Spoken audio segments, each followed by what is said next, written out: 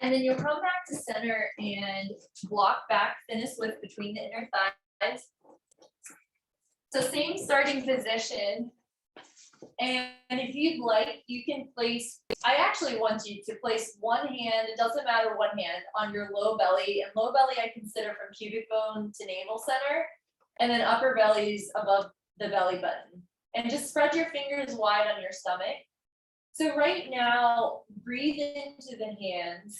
Feel the movement underneath of your hands of the belly pressing up and into them. And we're going to start to practice a pelvic tilt. So right now your back has the natural curve to it and it's away from the mat. But when you exhale, you are going to start to squeeze your block and press your low back into the floor.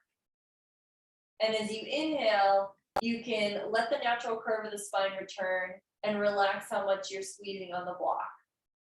So every exhale, we squeeze our blocks, we do the pelvic tilt and flatten the back to the floor. And as we inhale, we relax the back away from the floor and we relax our inner thighs.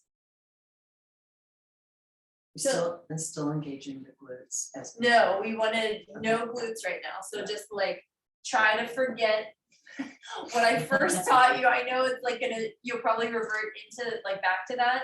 But try to let your bum relax. This is where I want you to just try to play around with just the things that I'm telling you right now. So if it's helpful, I know I have you with the hands on your stomach, but if it's helpful, if you notice your glutes engaging and wanting to engage, I bring my hands sometimes to the sides of my glutes, just lightly touching them as a reminder to not engage. And that actually I've found to be really helpful, but you can see if that is helpful for you or not. But as you continue, I want you on your exhale to first squeeze the block, second squeeze your low belly under the lower hand. And then as you inhale, relax your low belly, relax your inner thighs. And you're still moving in and out of the pelvic tilt, but every exhale you squeeze your block and then the low belly. And as you inhale, you relax the low belly and how much you squeeze on the block.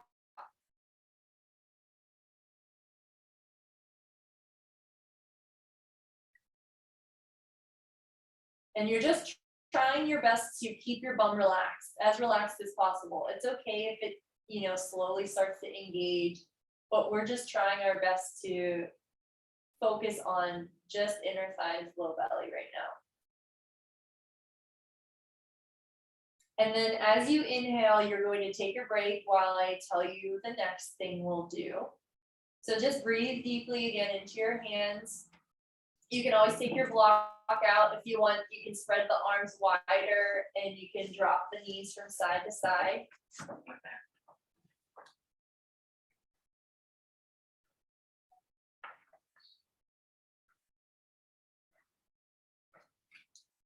And then when you're ready, you'll come back to center. We'll put the block back between the inner thighs. And now we're going to switch to the root lock for our pelvic floor, so Mula Bandha. So with Mula Bandha, the way that I explain that internal felt feeling of the engagement is like you're trying to stop going pee pretty much. So stopping the flow of urination. And when you do that, it's on your exhale, and when you inhale, you relax that. So you can either have your arms at your sides or one hand on the low belly, one on the upper belly, so whatever you'd like. But on the exhale, first squeeze your block and then go into the pelvic floor and engage through the pelvic floor muscles and squeeze the low belly as you flatten your back to the floor. And once you're all hollowed out and exhaled out, you want to inhale, relax your upper or your low belly, pelvic floor, inner thighs. So every exhale, we squeeze the block, we engage the pelvic floor, squeeze the low belly as we flatten the back. And as we inhale, relax your low belly, your pelvic floor, and your inner thighs. And keep doing that. I'll just be like a recorder, whether you follow it or not, doesn't matter. But every exhale, squeeze the block, engage your pelvic floor muscles, Squeeze the low belly as you flatten the back to the floor, get all wrung out. And then as you inhale, relax your low belly, your pelvic floor, your inner thighs. So do that about 5 more times here, just slowly engaging from bottom to top. So from inner thighs to pelvic floor to low belly, and then relaxing low belly, pelvic floor, inner thighs. On the 5th time you do that, I'd like you to hold the engagement. Don't hold your breath. So whenever you get to it, you're going to try your best to hold the engagement through inner thighs, pelvic floor, low belly. You're not holding your breath. Your bum is relaxed or as relaxed as possible. Your throat is relaxed as possible. Your shoulders are relaxed as possible. Your toes are relaxed.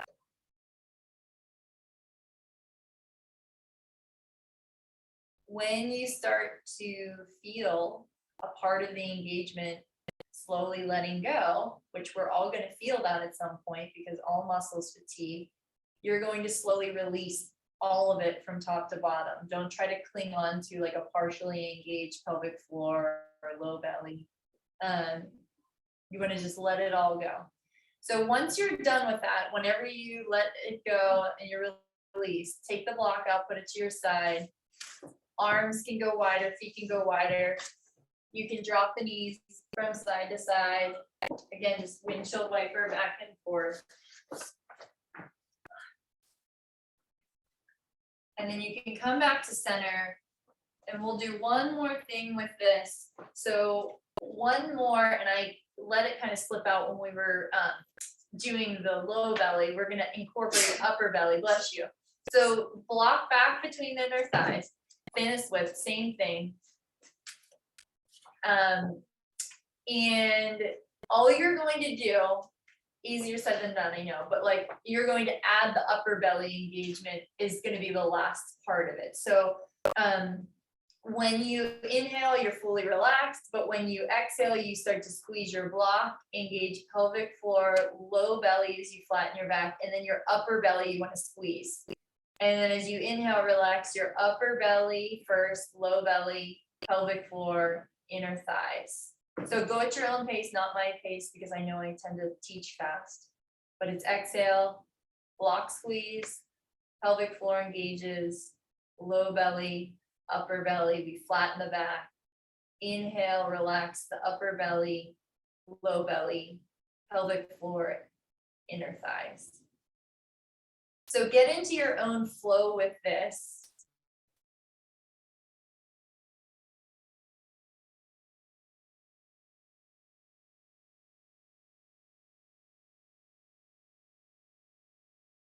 And again, we're trying to keep your glutes as least involved as possible right now. The next time you engage everything from inner thighs through pelvic floor, low belly, upper belly, keep it engaged, don't hold your breath. And again, try to just keep those areas engaged, but check in with yourself and notice where could you relax more that you are tensing. So jaw, throat, shoulders, hands, bum, feet. See if you can draw in through your inner thighs a little bit more. So squeeze on that block a little bit deeper. Focus in on your pelvic floor a little bit more. Feel like you're pulling up and in a little bit more.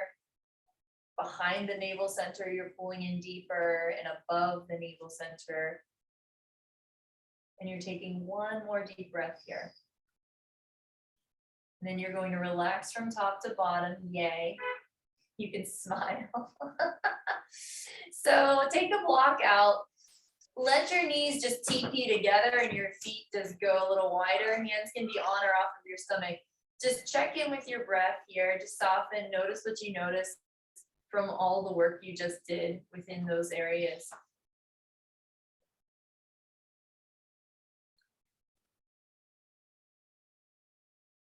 And then I'd like you to slowly roll to a side and come to seated.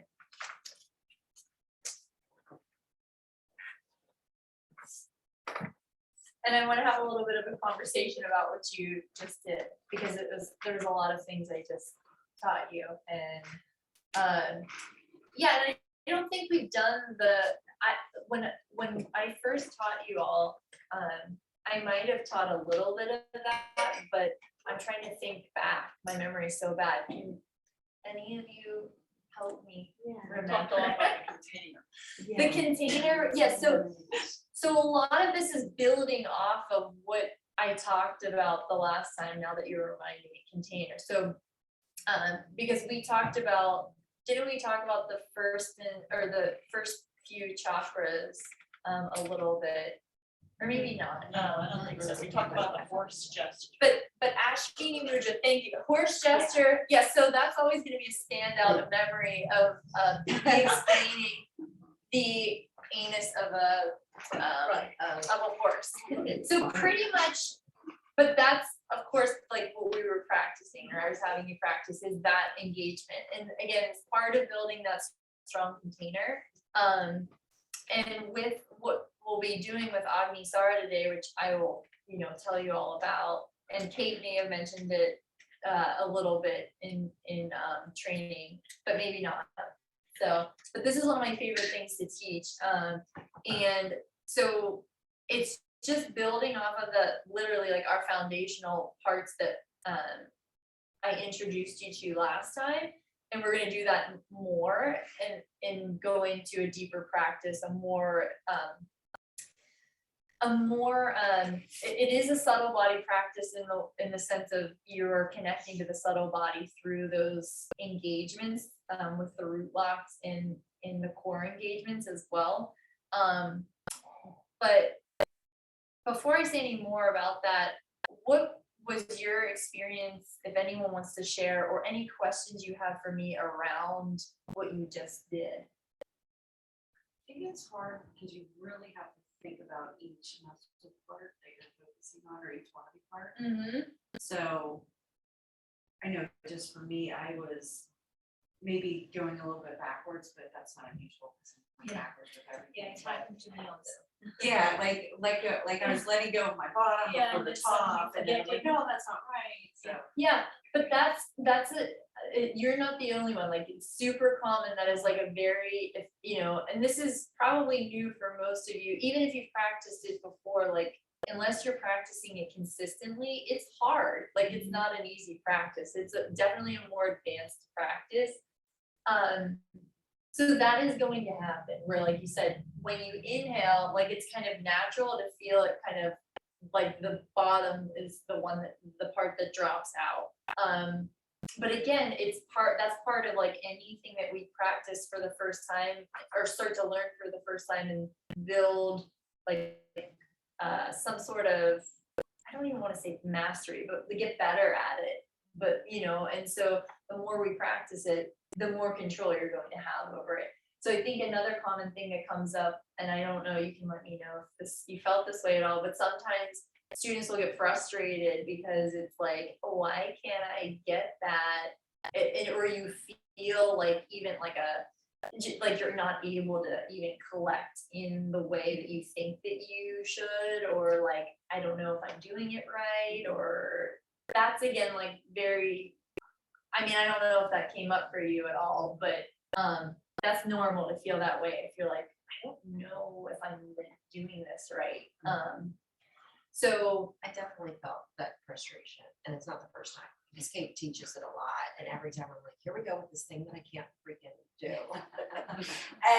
and it's really crazy because I feel like right now I can isolate lower abdomen, upper, but what I notice is when I like am releasing my upper stomach, that by the time I've gotten to my inner thighs, they've already relaxed. That can happen. And also with the can you remind me? Ashwini Mudra. Well, the 4 parts. You didn't say perineum. What'd you say? Oh, do you mean the Sphincter. pelvic floor, the anal sphincter muscle? Well, when you said Anus, pelvic yeah. floor, when Okay. you said engage pelvic floor, I went back to, so is that when we engage the sphincter muscle or? So no, so Yeah, I was getting. yeah, and confused. that's a good question. So Ashvini mudra is anal sphincter muscle. So think of behind the perineum because it's pretty much your anus. That's what we're focused on. So think of when we're doing Ashvini mudra, it is your anus, your anal sphincter muscles, like muscle engaging. So think of tightening. Like I said, if you're trying not to pass gas or if you've ever had to poop really bad, that is what you're doing on like a, just exaggerate it. Was that part of the practice we were just finishing? No, that was pelvic floor. So different, okay. Different. So, but that's what I was, just clenching anything I could down there. but that's the thing is. Sorry, don't use that word clench. Yes, so that's something I will say a lot too, is like, I'm gonna remind, words matter because your students, again, like, They do exactly. they'll do exactly what, and like I said, people clench already, like, they don't need to clench, and, you know, that goes for all of us in certain ways, I'm sure, so like, you know, it's being aware of your own clenching in your body, I don't care if it's jaw, you know, mouth, throat, vagina, butt, stomach, it all that, a lot of this is interconnected. When people have jaw issues or throat, like even the, I'm going a little bit too far, I feel like, but like just subtle energy, like how we hold here is how we also are, usually there's a pattern, interconnection with, So when you say engage the pelvic floor, then can you tell us how to teach that?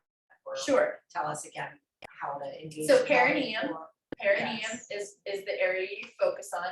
So both men and women, that's the space between the testes and the anus, or the vagina and the anus. Then you think of that center line right between there, you're pulling up, there's a muscle that you're engaging. So you, sometimes, you know, women can feel that more within the vagina. Sometimes not, that's not, I'm not saying straight across the board, so if you're like, oh, I can't feel it when I'm in my, you know, in my vagina, don't worry about it, just think about the space outside of the vagina, so perineum, or men, you know, again, men, women, think of just external, right in front of your anus, and you're engaging, and then if you're engaging anal sphincter muscles for Ashvini mudra, think of, I'm trying to hold, not pass gas. And I know that may sound funny and people always laugh and think like, oh my God, why? But that's how I explain it, because if That's you what can it tell is, me a yeah. better way to explain it, I'm all ears, because it's hard to really get across what you're trying to do. So the feeling is that, So the pelvic floor is engaging the perineum. perineum And when you say engagement. stop the flow of urine, is that also the same, when It's is the that same another way thing. of saying? It's another way of getting someone to think about, because you can all do it right now. Think about stopping going pee and try and feel it. Yeah. It's like a Kegel, but it's on a much deeper level. Okay. So I wouldn't, sometimes teachers will say Kegel, I steer away from that because those, anyone that has done Kegels is familiar with some sort of pelvic floor, like stability strengthening. But it is different than a Kegel. And also, like, I think I might have said this the first time when we talked about, but it's okay if I'm repeating. The pelvic floor isn't really like a floor, it's like a hammock. So we're like supporting like the center of the hammock, kind of like pulling up. So it's the support of that hammock that's holding like our internal organs down here that then puts pressure on, like, you know, bladder or like, you know, that creates like issues. So we're trying to support that, you know, the hammocking of like certain muscles down there. And all of this is in the spirit of strengthening the pelvic floor? Is that the goal because of how it supports the rest of the body? Right, so it is like, I think I've said this before, it's like the foundation of your house. So like this area, you know, bum, perineum, like all that is like the bottom of the bowl. And then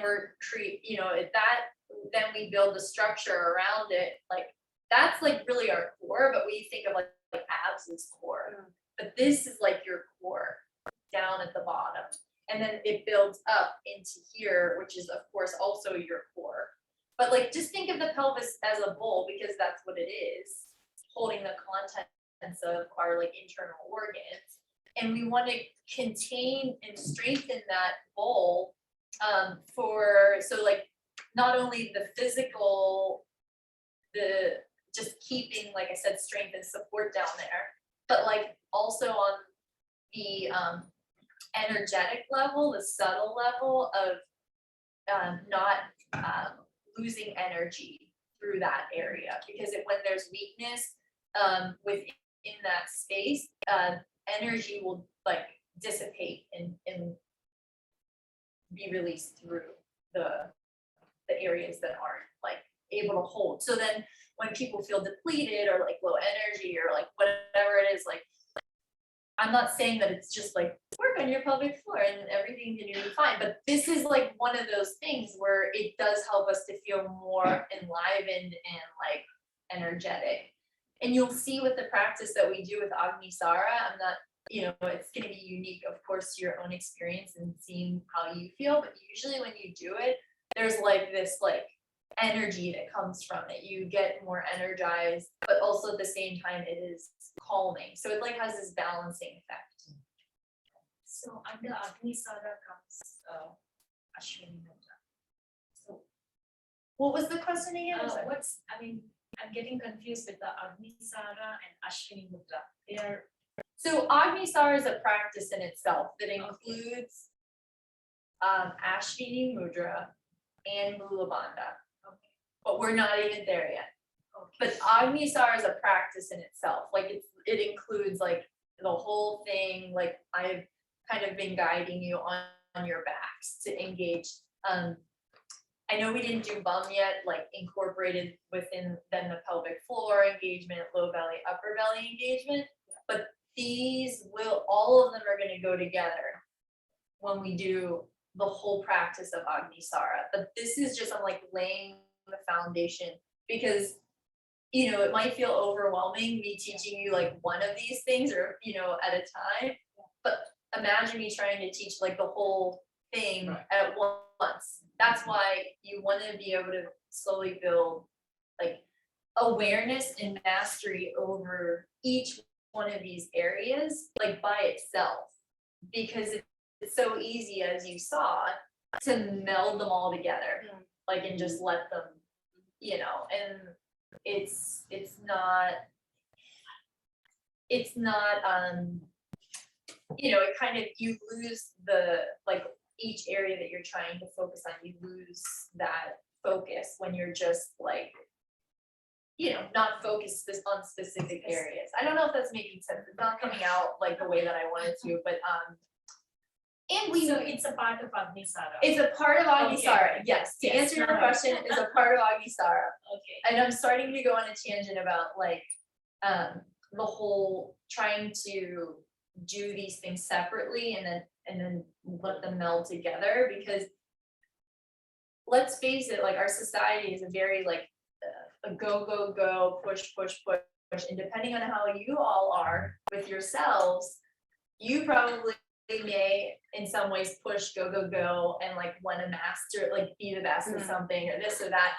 This is not something that we're like trying to like, push through or like be perfect at. Okay, so like if those things come up in you naturally, that's going to come up here when you try to practice these things where it's like I get frustrated at myself because I can't do this, or I, and what I say to that is trying to be compassionate towards yourself and like meeting yourself where you're at, like I said, like, and not expecting like you need to like be a pro at this, because you're not going to be immediately. So, and honestly, it takes a long time to really build mastery over it. And so, So is there still benefit in engaging generally down yes, there? of course. And not necessarily in the order of the inhale, Yes, exhale, of- releasing. Yes, there is. Don't think that like you know, because I go into detail or went into detail in the past of like engage the anus, pull up and in through anal sphincter muscles, or however I had engaged, however I had explained it. Just having some sense, if you can, like I said, on the general, think of trying not, so the first thing for Ashwini Mudra, drawing the glutes together, like you're hugging your tailbone, not squeezing your bum, like cheeks as tight as possible, just like I'm supporting my tailbone. And then from that supported feeling, you go inward to anus anal sphincter muscle, and you try to feel like, in the most general way of explaining it, feel like you're trying not to pass gas and just really exaggerate that. And then as you inhale, relax internal to external. And you just try to build that, like, honestly, that's really all we're trying to get into. If you can just get into that. And then the pelvic floor, similarly, get your mind in front of the anus, so perineum. And on your exhale, you can feel like you're collecting there, however you want to think about it, or think about your own words of how you would explain this and teach it, because you will. And you may use some of the words that I use. You might find, you're going to find your own way of teaching that feels right for you, you know, but you want to think about, you know, maybe collecting energetically within the perineum and pulling up and in, like there's like an internal pull up and in. And as you exhale, you relax down and out. And that's really, I mean, you know, you don't have to stay trying to stop go, you know, the flow of urine, or, you know, if that's not your thing, don't say it. You know, it's finding, like I said, I know I say these things that you might be like, like she said that, but you don't have to, that doesn't mean you have to say that in your teaching. That's just how I teach. I have a question about, like, okay, so when we just practice Ashwini, oh my gosh, Ashwini Mudra. So we started out in crocodile, and then for Mula Bandha, we were on our backs. Do you ever incorporate it elsewhere in, like, in class, you know, like standing or during other poses, or do you kind of all keep the it? time. Okay, because Oh, that's yeah. what I'm kind of trying to wrap my brain around. Is it was easy to focus on it the way we were kind of positioned, but in another, how are we going to learn to incorporate it in other postures? So Just experiment on your Okay. own, and you know, I do it in different positions all the time, like with engaging. And we'll do, after like lunch, we will do some different positioning, because I want you to feel like how it feels for yourselves, instead of me just talking about it. So and do not this all the time, even while practicing poses. No, don't do it all the time. No, Okay. you do not have to do this. This should not be done all the time. Okay. This is if you want to practice it or incorporate it into a pose you're doing. You can do that. Okay. There are certain poses that, like, you wouldn't want to squeeze your bum, or I use the word squeeze. You wouldn't want to like engage your bum when you're doing a forward fold. It doesn't make sense. You want to relax your bum. You know what I mean? So like there's things that you do not want to, you want the bum to be relaxed. Now low belly, you could do that, or you know, even pelvic floor, you could do that, but it's not, yeah, so it's like really thinking about, like, and we'll play around with this, like I said, this afternoon, but like anything, like warrior one, lift from the base, like pelvic floor up, engage your glutes, see how that feels. It changes, I mean, for me, and this is just like my own personal experience, is it deepened my practice when I use these more. I love them. But that's me. It doesn't matter like what, but like that was my own personal experience. And I do use them a decent amount in class. But not the way that we were just isolating. It's more of a general engagement in a pose versus now exhale and release from the. Right. Well, yeah, and Right. right. And you know, there's specific again, like that, but this is how I would teach someone that was learning these things for the first time. I would never have someone go to a pose and then just be like, do it. Yeah. Because it's so much more accessible, easier to access in, like, on the floor usually. Like on your back, feel the floor, you can use the floor to press into, you know, same thing, when we do it in different ways, like on hands and knees and things like that. So, you know, but yeah, Do we do in the beginning of the class or closing of the class? right now, These kind of things, you can do it, so I would do it, if you're going to use it throughout class, Yeah. I would do it at the beginning, sometime like during a warm up. I would just like do like the pelvic tilts on your back. You don't even have to focus on pelvic floor when you're doing them. Yeah. But then slowly, like I did, on your exhale, squeeze your block, flatten your back to the floor and squeeze your low belly. Like you can do it in different ways. You do not have to then, like how I did, inner thighs, pelvic floor, low belly. It could just be on your back. I'm gonna squeeze the block and squeeze my low belly and flatten my back and forget about the pelvic floor. And that's just all I wanna do. So you don't have to do it in the systematic, like, like the pelvic floor doesn't always have to be focused on. and explain the whole thing. Right, you don't have to Talk too explain much the in whole the thing class. like I do, yeah, right, again, I mean, like, no, but not you. no, I get what you're saying, that's okay, I didn't take it that way, and I need, yeah, and I'm going, of course, I'm here to talk to you and over explain, so, but yeah, so it can be done again in however you want to, it could be, you know, no focus on, you know, or you could have focus on it all, you know, but start from, you know, really like the easiest thing that someone could connect to. And again, probably that would be throw the block between your inner thighs and just have them do, like I said, the small, like engaging on the exhale, relaxing on the inhale. And that starts to awaken like that area, inner thighs, pelvic floor, and even like low belly, without even like saying engage your pelvic floor muscles. That's like one of the easiest ways to do it. So, yeah. I know I didn't teach like traditionally, like the way that classes, you know, go because we were short on time, but that's okay. Because you're gonna be doing a lot of different practices, you know, after lunch. Let me pause this.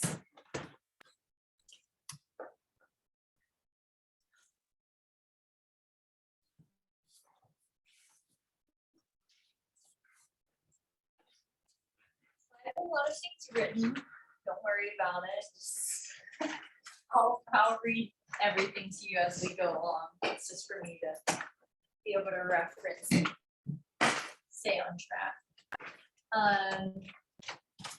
So I wanted to also just go back to before we get into Agni Sara and just see if there was anything else that came up for any of you with the practices so far.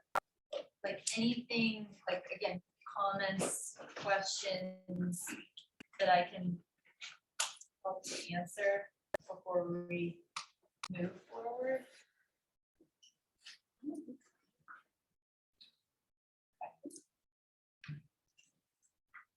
So we will get into Agni Sara. So the practice of Agni Sara, again, will incorporate, like I said, all the elements of the different practices that I have guided you through so far. And I'm going to teach a few other things too, as well. But Agni means the essence of fire, and Agni, so if you break it down, Agni means fire, Sara means spreading or essence. And so it's referred to as the master practice. So I think I had mentioned that a little bit earlier where it's referred to as the master practice, meaning it can be challenging to master and work with effectively. I think we've all experienced that. And just tell me, I can move out of the way, I can repeat myself. Yes.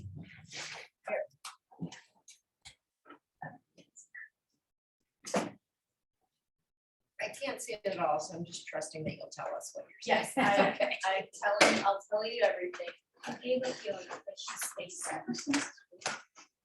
It's also on page 15 of the manual, if that's Okay. helpful. 15, yeah. Okay.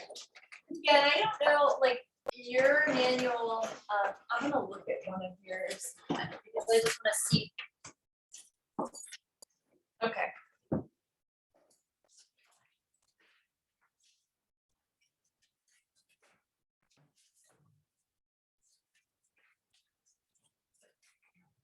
Yeah, I mean, I don't have your manual, but I have a lot of different, I feel like, information from different manuals that I have, our training manuals that are going to be like pretty much echoing what you said on in your manual. So we don't need to write that down, right? You can, because some of it might not be in your manual. So, this is, so when we're working with Agni Sara, we're working on, I mean, you're really connecting to the first three chakras. And the easiest access point, or the access point to connect to our Agni is through the navel center. So, in your way, I know you're not trying to read this, but like, I feel like my back is to you. I feel like I need to do what I do. No, it's not. I just like, I don't know what's gonna be best. I feel like your back is to me, I'm totally kidding. I know how it is, yeah, kind of. I know, I feel like it's like, there's no good way. Maybe it was better this I way. think sometimes she's put, or someone has put the board on like a chair. Oh, okay. Did I do that? No, I think you're right.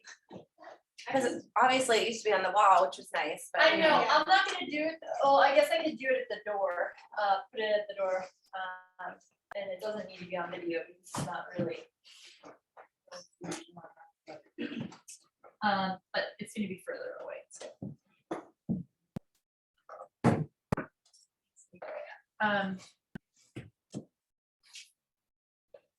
I don't even think that's better, is it?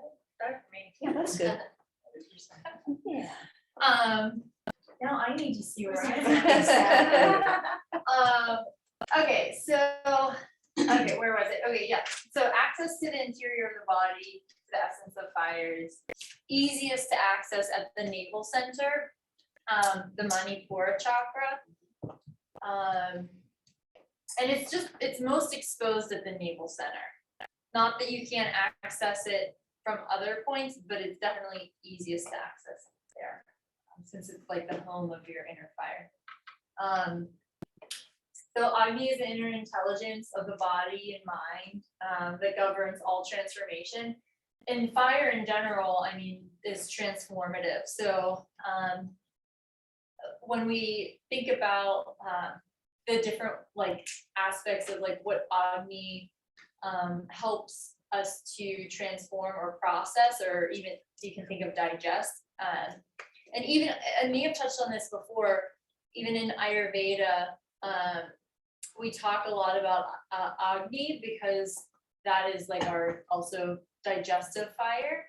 So this practice helps to really enhance that fire within us. It helps us to digest not only our like food on that level, but also on an emotional level, and also like our daily experiences. So it helps us to process. Agni, so Agni Sara activates the essence of fire in each cell. So each cell like has that intelligence within it, and yeah, helps to awaken it even more. So in Agni Sara, we are working directly to enhance and balance Agni and Prana. So I mentioned the container, and I know I'm sure Kate has as well. So, but the so if the container cannot hold what we generate through practice, we can lose it, or it can become dissipated or even aggravated. So, you know, again, it helps to kind of contain, not kind of, it helps to contain everything that you build and like gain from your practice. And what else do I have in this really jumbled, I know it's really jumbled, let's see. And I just wrote like a little thing here, navel location of Agni, and your pelvis is the kunda, so kunda means fire pit, so, you know, navel center, fire, this is your fire pit. And then I just wrote precautions up here, so hernia, any recent abdominal surgery, pregnancy, menstruation, untreated blood pressure, or high blood pressure, untreated heart disease, any like kind of detached retina or recent eye surgery, because it's putting more pressure in those areas. And of course, like as far as, you know, menstruation, we want to let the natural flow is down and out for the energy, of course, whenever that's happening. So you don't want to be pulling up and in, and that's what we're doing, pulling up and in. So if that's going on, if you have your period, just don't do the full practice. You can do low belly, A&P, you can just engage your low belly, relax your low belly if you want, or just do the kind of movement, which I'll show you, is kind of like cat-cow. You could just do the movement and just forget about any like root block or even low belly, upper belly squeeze. Any questions with anything I've said so far? So in the manual, it says a well-established asana practice is a prerequisite. So does that mean that you wouldn't really teach this to like a level 1 kind of class generally? Or like, you know, if you have a mixture of people who like. I would not. I wouldn't. Just because it gets really, it can get confusing.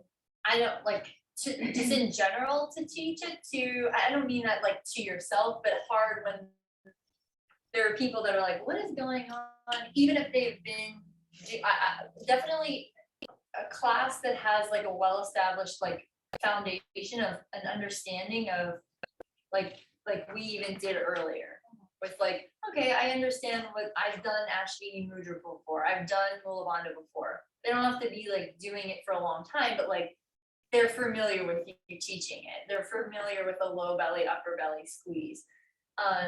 That can like set them up then. It's gonna be easier than if it's like, oh, you know, this new student that came in, if it's a really mixed class or something, it's just gonna make it harder for you.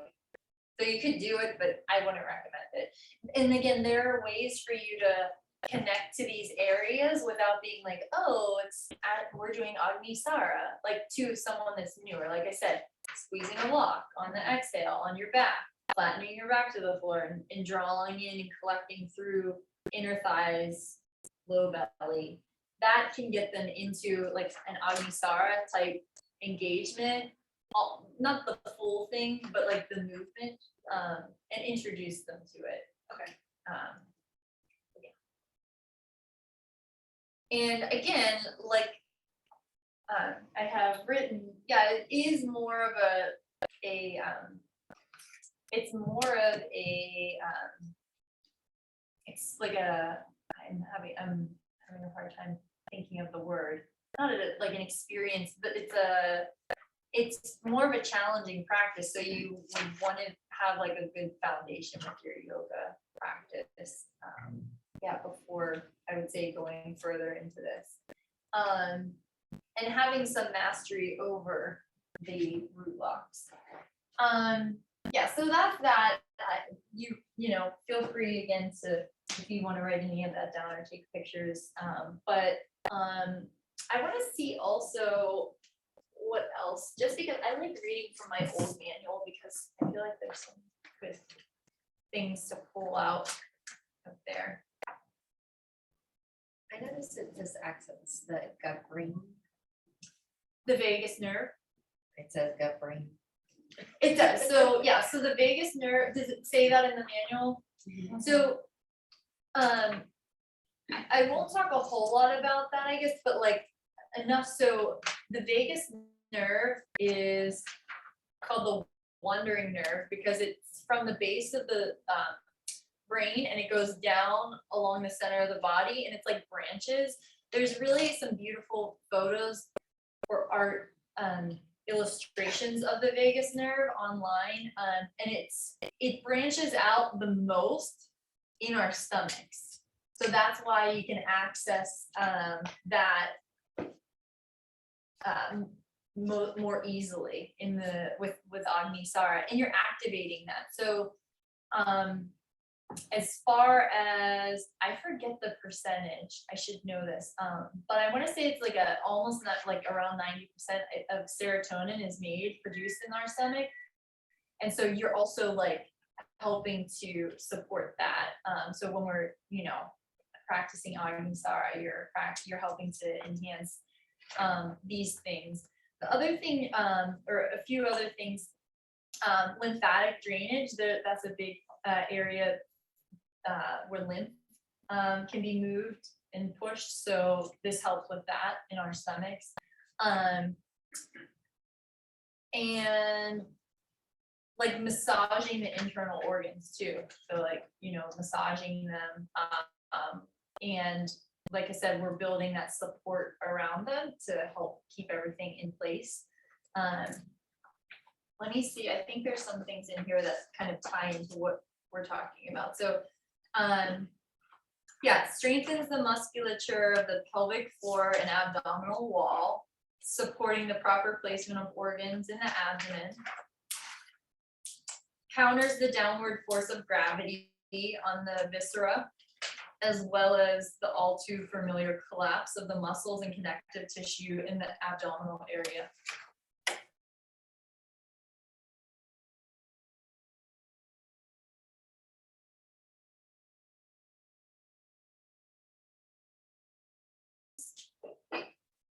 So since many diseases start with stagnation in the digestive tract, the consequences of regular Agni Sara, a regular practice, is wide ranging. So again, that's like a big thing, like that, especially like I think I know in Ayurveda,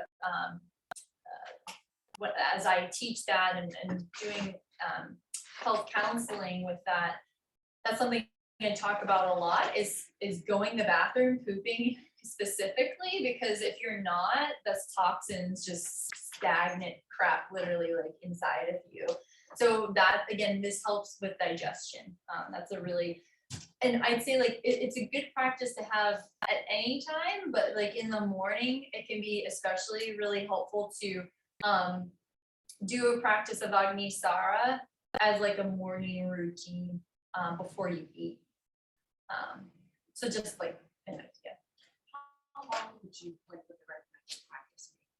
How many minutes or cycle? Honestly, I mean, anything, it doesn't have, there isn't like a specific, I think you want to slowly build up to it, like with anything. So I would say, or at least the way that I was taught, it's like doing lower amount, but like feeling that it's a quality amount. So like not like, oh, I have to do 20 because that's what the teacher said, but like if you're doing 20 and you're like just feeling everything like not like really connecting, like how we said how it's sometimes hard to feel connected.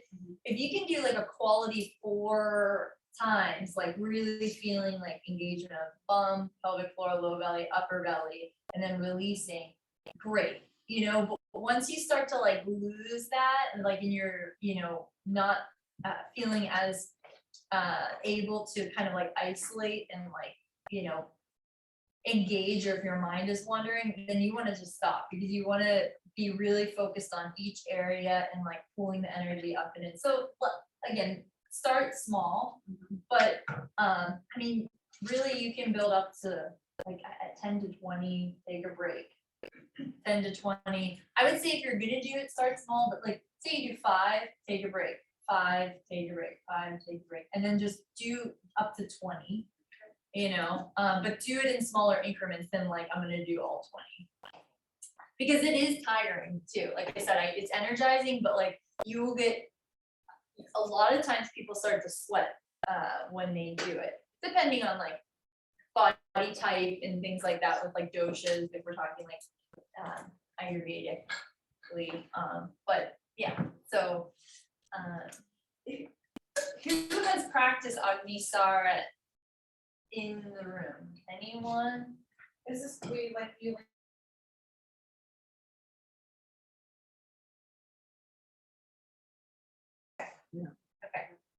Yeah, this is good. I love like. We did it. Oh, okay. Here, Yeah, we did, Kate did it, was it this time? Oh, It was a couple weeks ago. Yeah. So- Right. Oh, yes, yeah, I have done that before many times, yeah. Okay, Yes.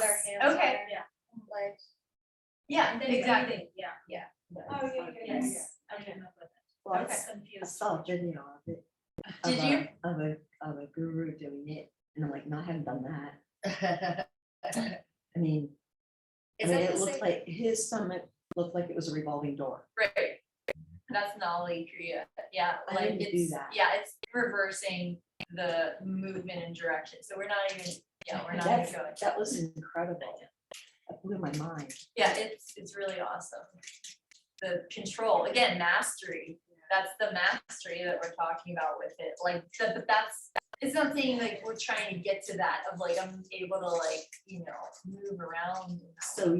So Agni Sara isn't necessarily that sort of almost looking like a blender. It's not, we're not going around the central tendon, like that center part and like moving around. That's a more advanced practice and like Nali Kriya. And that is a specific, like it's moving the different, in one direction and then moving in the other direction, having like, being able to control your abdominal muscles to be able to like move in a certain way. Wow, okay.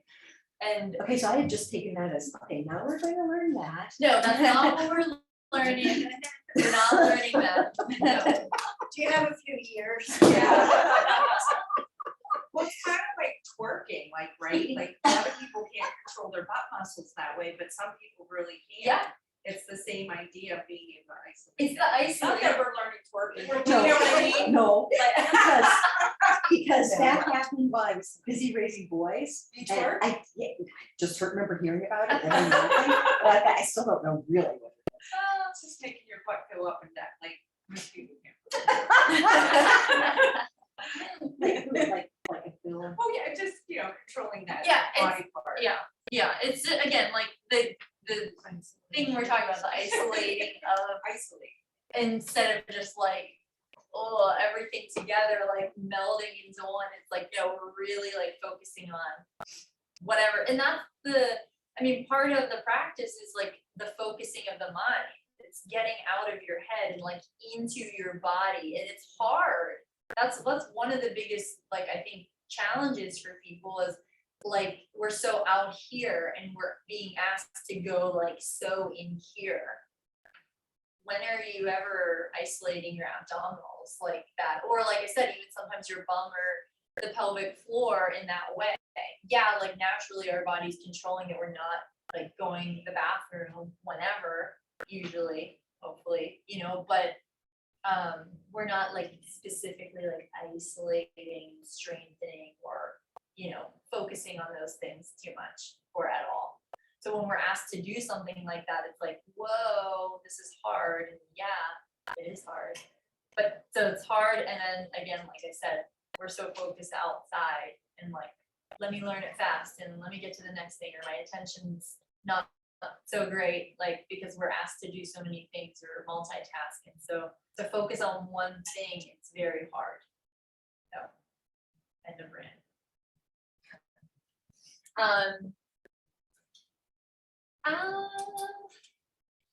Contraction of the lower abdominal wall massages the bladder, while contractions of the pelvic floor strengthen muscles used to regulate the stream of urine. Lymphatic fluids, which tend to pool in the abdomen, are pressed upward by the movement of the abdominal wall, and this stimulates healthy functioning of the immune system. Agni Sara improves circulation to the organs of the abdomen, including the reproductive organs.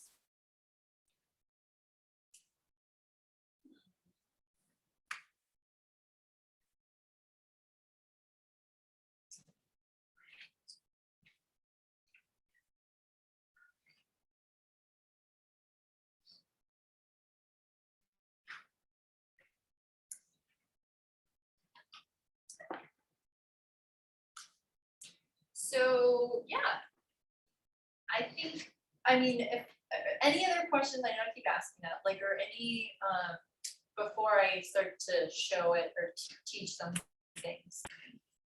And like I said, you can always ask when we're doing it. That's probably easiest too, because you'll have questions probably when we start, so just, yeah, speak up. So what I wanna do, and I know you just came back from lunch, but, I want to teach like a sequence similar to what we did earlier, but it's gonna go a little bit more, we're gonna do a few more things, and then I'm gonna do the full shebang, Agni Sara. That way you'll know like how you could plan out like teaching a class from like the beginning to then like leading someone into the full practice. So the let me just see it, because there are only a few other things that I want to show you on your back.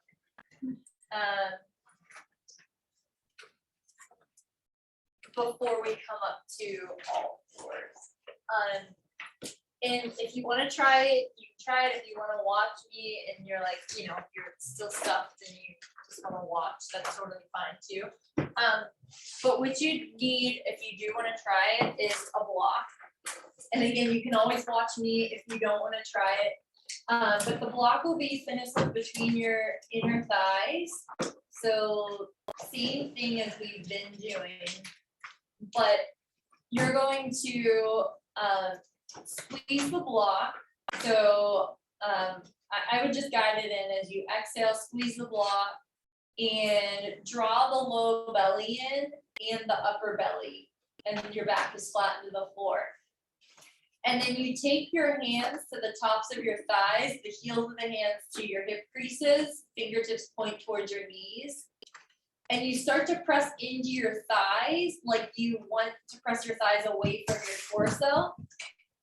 And as you do that, you want to press your low back into the floor more and feel like you're trying to shorten the distance between your pubic bone and your navel center. And you continue to press your hands into your thighs, pressing away from your torso on the thighs. So we're not holding our breath, of course, when we do this. And the things that we're focused on are our breath, inner thigh squeeze, low belly squeeze, pubic bone drawing towards your navel center, back flattening deeply into the support of the floor. Chest and shoulders are relaxed, throat center is relaxed, pelvic floor is relaxed. And when you're ready on your inhale, relax your core, relax your inner thighs. You can take the block out. You can let the knees kind of TP together, feet wider, hands can rest on your stomach or on the floor. But just notice what you notice from just doing that.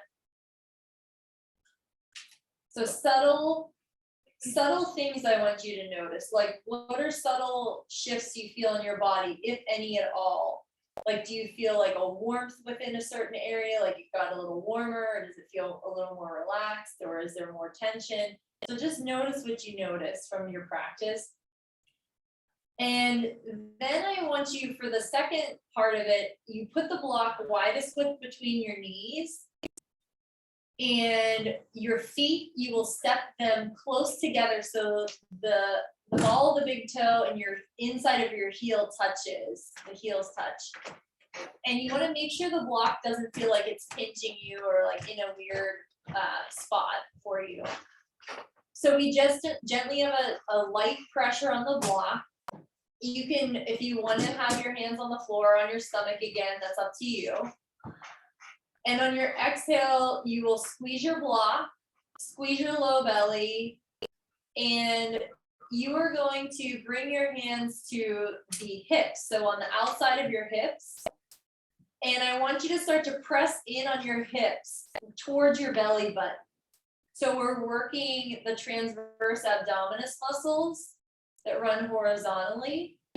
And you can even imagine like you're putting on a really tight pair of pants. Or we're trying to put the loop around a button on some pants. And keep squeezing on that block tightly, keep drawing hip bone towards hip bone or hip bones towards your navel center.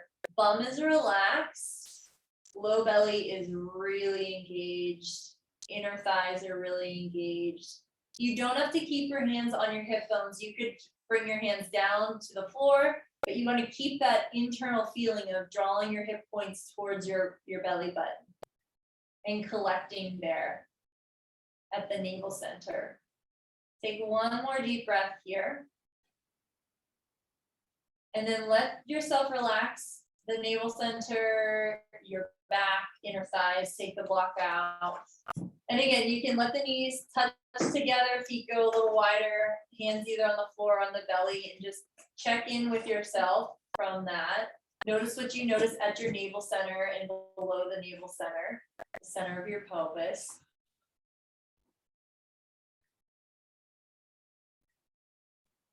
And then you can, if you're on your back, if you were practicing, you can roll to the side and come up to seated. But for those of you that practice, any like comments about your own experience, I just, again, it's open to whoever wants to, tell me, but I'm just curious to know, like, what, did you notice subtle differences when you did engage versus release? Or like, what did your pelvis or your stomach feel like? Whether you felt something or not, I just want to know. I'm curious to know. I feel like I was just very aware of the space. Like it didn't feel uncomfortable, or like I was straining, but I was just very aware of it, especially with like the hip drawing in. But I also noticed I get real tense in my shoulders. So I was every time kind of reminding myself to loosen up there. Mm-hmm. And it really works your inner thighs. Yeah, which was interesting to me. I thought, like, who would have thought just doing this would activate that much? But yeah, so it's cool. It's isolating. Again, it goes back to the whole what we're trying to do. Again, like one of my like many reasons why I love this is like it's so isolated to like certain specific areas, and it's not, this area is connected to this area, right. So it all pulls up and like contains here. But that's something just for you, and some of others may have experienced that too, where it is easy to tense up in your upper body. Like even when I was, I think, guiding it earlier. What do we do? Like, and especially like if you're pressing here, of course, but you can relax. Even though you're pressing, you can relax. There's a difference. It's just like knowing how to, or when to soften. Yeah. I had a hard time pressing and relaxing the shoulders. And what was the point when we first started, when you said press down? So the Because if pressing, you're like working on pulling everything out, why are we pressing away? because it creates more of an engagement, a deeper engagement, because you're working the rectus abdominis muscles that run longwise, so this way. So we're trying to shorten the distance between the two. When you do the pelvic tilt, when you press down on your thighs in this way and you do a pelvic tilt, it's like you're trying to pull this. I can see it. Yeah, you're trying to pull this up. So it helps to create even more, like it makes you work harder when you do that. First, if you're like then just like this, it's harder to feel that. So it gets people to like feel, does that make sense? Like like you don't have to stay that way the whole time, but it's initially to like really hone in on, I'm trying to get pubic bone towards navel center or pubic bone towards sternum, shortening the distance, but still maintaining a flat back. And then you can slowly start, what I do is slowly ease off of the thighs and then just either rest my hands on my stomach to keep it as a reminder of stay engaged. Because I think touch can be really helpful in like, as a reminder to stay engaged here or relax here. Yeah. So aside from the pushing on the thighs or the hips, how is that different than Mula Bandha? Or We're not, because we're not even, I didn't even ask you to engage pelvic floor. We're just doing isolating our lower abdominals, upper. So we're not even incorporating, because I didn't say anything about pelvic floor when we were doing the, like when I was prompting it.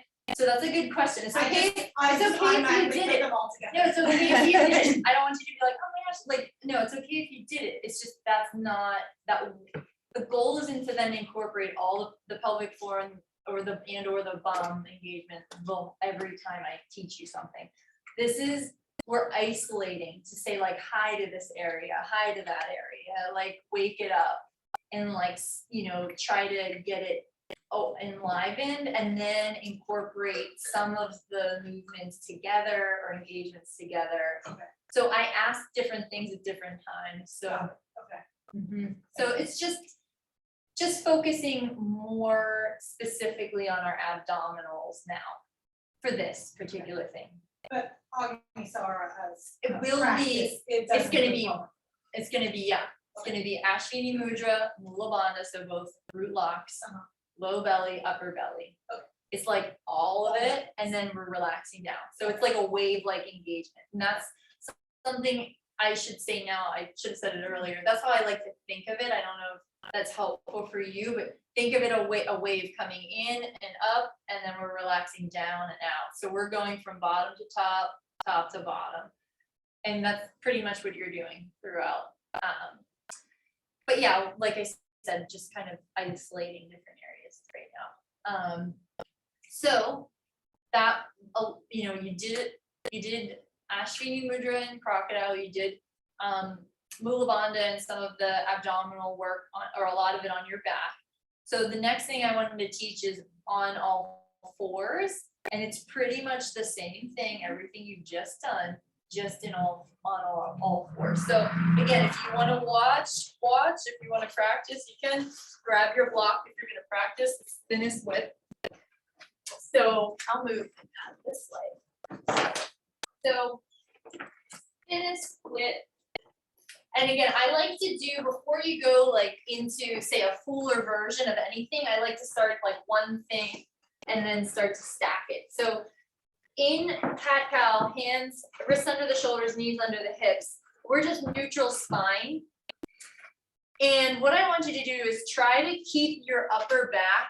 I want you to keep it flat or just like lengthen through the crown of the head the whole time. And we're just doing a pelvic tilt. So the lower part of your back and your pelvis is gonna move. So on the exhale, I want you to squeeze your block and engage your pelvic floor. So the perineum, and draw the low belly in when you do that. And as you inhale, relax your low belly, relax your pelvic floor and your inner thighs. So every exhale, we squeeze block, engage pelvic floor, low belly. Every inhale, relax low belly, pelvic floor, inner thighs. And your bum is not engaging when you're doing this.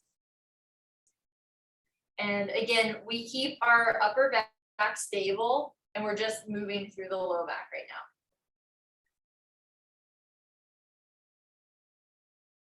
So you'll do this about 5 times. You're probably almost there with 5 or 6 times, and then you can pause. And the next thing that we'll do, so you're at tabletop, you're just breathing here. The next thing we'll do is we're going to incorporate doing the actual cat-cow, so you can round, but you will engage your upper belly too. So on your exhale, you'll start to move into cat and squeeze your block, engage your pelvic floor, your low belly, your upper belly.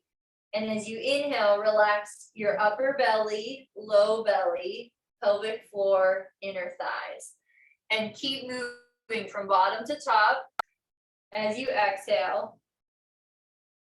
And then relaxing from top to bottom, upper belly down to pelvic floor, inner thighs. And take your time.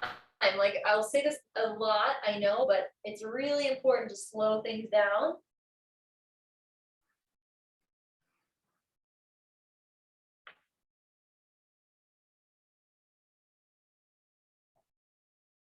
When you inhale this next time, you can take the block out, knees wide, come back into child's pose, give your wrists a break, whatever arm position you want to take in child's pose.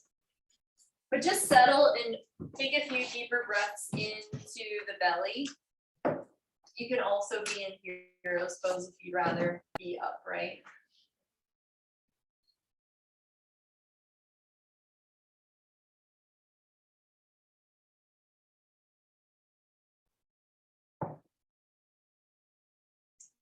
And then whenever you're ready, you can come up to center. And one more thing before I ask questions, we'll do knees wider. So in tabletop, all fours, you bring your knees out to the side a little bit, so a little bit wider. And what you'll do, and I'll teach this slow, and I know my top is kind of baggy, but so I'll tuck it in so it might be easier to see, but you're going to, so this is a two-part squeeze, I call it, and just kind of watch before you do it. So I'm gonna start on my left side. So on your exhale, you just inhale at center. Exhale, you start to squeeze. I'm not gonna mirror when I talk. So you'll squeeze your left shoulder towards your left hip. So you start to engage your obliques on the left. And once you can't squeeze that side any tighter, you draw the low belly in, which already is kind of happening. Draw the low belly in and come into cat. You come to center with cat. And then you inhale, relax the belly, come back into cow. So it's exhale, we go to the left, we collect on our left, like you're doing like an oblique engagement, like a side crunch almost. You keep crunching, but draw the low belly in and come into cat. And then relax everything and come into cow. So just stay on one side and do that. And I can help come around, I can help guide you if you're really confused. But it's left shoulder towards left hip and feel like you're doing a side crunch on the exhale. You keep exhaling and come into cat and draw the low belly in. So scoop it up and in. And then relax back into cow. And you keep going to that first side. Don't go to the opposite side. Just stay to one side.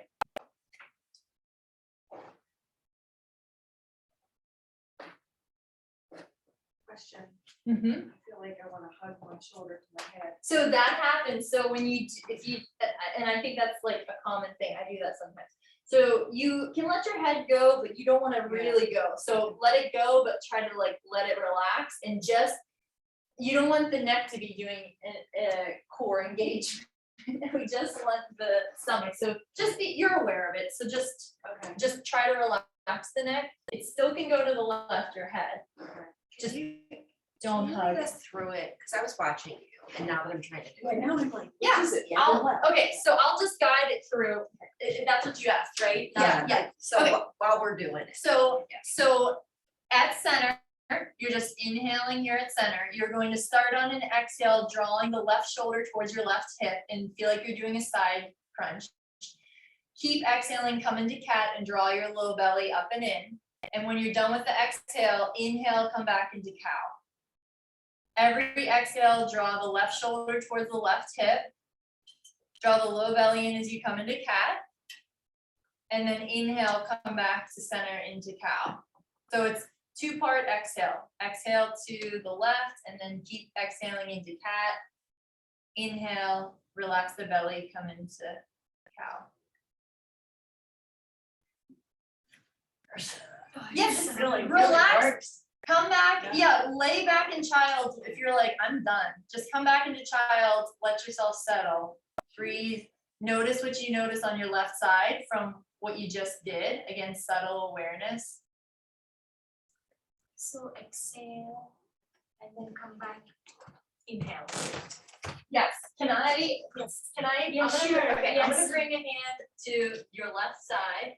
So when you exhale, you're gonna squeeze shoulder towards the hip. Keep exhaling, come into cat.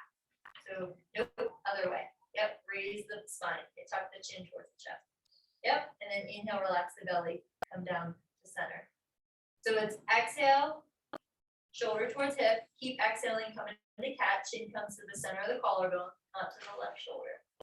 So what you wanna do, instead of going to, I'm gonna mirror you, you go to the shoulder, when you go like this, you wanna bring your head to center, into cat. Okay. So try it again, exhale, left shoulder to hip, keep exhaling into cat, round the spine though, bring it up. Yes, and then inhale down. Got it. Yeah, that's it, good. It's confusing, trust me, I know. Abby, are we doing a full cow? You know how cow can be really exaggerated with. Yeah, I mean, I'm not exaggerating, like lifting my head high, no, it's just come back to neutral, Okay. look So forward. it's more neutral than. Yeah, I mean, I don't think I ever Like really arch your exaggerated back. anyways. Okay. But yeah, so it's just neutral. And then whenever you wanna do the other side, don't get too tired on the first side, cause you have to do the other. So again, it's on your exhale, you draw the right shoulder towards the right hip and start to squeeze the obliques. Keep exhaling, draw the low belly in into cat, chin towards the collarbone, and then inhale, drop down into cow. And just keep going to your right shoulder towards hips, squeeze the obliques. Keep drawing in through the low belly as you come into cat, chin to the center of the collarbone, and then inhale, cow. So you'll notice there's a lot of movement that's kind of being asked of the pelvis. The pelvis is what's doing a lot of that movement. We're stirring around the pelvis. So this is a good one again to like wake up pelvis, wake up your core, your sides, because you're gonna be, I mean, you feel them. So I noticed that I'm shifting my hip on the side, is that okay, or are you supposed to not? So try to keep your hips at center. So I mean, my hips are moving, so I like, that's kind of like, not a lie, but like, but you do wanna keep your hips at center and use your torso to like do the squeeze. Try that out and keep the hips at neutral, and then draw whatever right shoulder towards hip, squeeze the obliques, and then keep drawing low belly in as you come into cat and see how that feels. And then just take a break whenever, you all wanna take a break, child's or You call yours. this two-part exhale? So 2-part squeeze, I might have said 2 parts exhale, I didn't mean that. 2-part squeeze, meaning because you're doing first, keep exhaling, second, Mhm. inhale, release everything. And this is just like a preparation for Agni Yes. Sara, Yes. as opposed to like its own standalone. Oh, I mean, Is it I do, no, it's also- not a prep, I mean, I do it in class, like, just as a core engagement opener, like, yeah, it's not. It feels really good. Is there a name? Yeah. Doesn't it, like, just open things It's up? like, I Yeah. feel like I'm giving myself like a little self-care or something, like, it's Right. really good. Well, think, That's all we- she said, it's called, yeah. it's two parts. yeah, there isn't a name for it, but just like, it's kind of like, it's, I don't think, yeah, There's there's, squeeze. I call it 2-part squeeze, let's see if it says, you could say cat cow, 2-part squeeze. 2-part Yeah, squeeze. 2-part squeeze. Exhale, yeah, lifting the abdominal pelvic region, inhale, releasing. So it's, I'm sorry, rolling cat cow, so rolling cat cow. Because we did the cat cow, exhaling, lifting pelvic abdominal region, that was the first part, or the second part of the cat cow. Because at first I had you stabilize pelvis or upper back, move the pelvis. Second was full cat cow with that engagement through your core, your root and your core. And then the second, or the third thing we did was the rolling cat cow.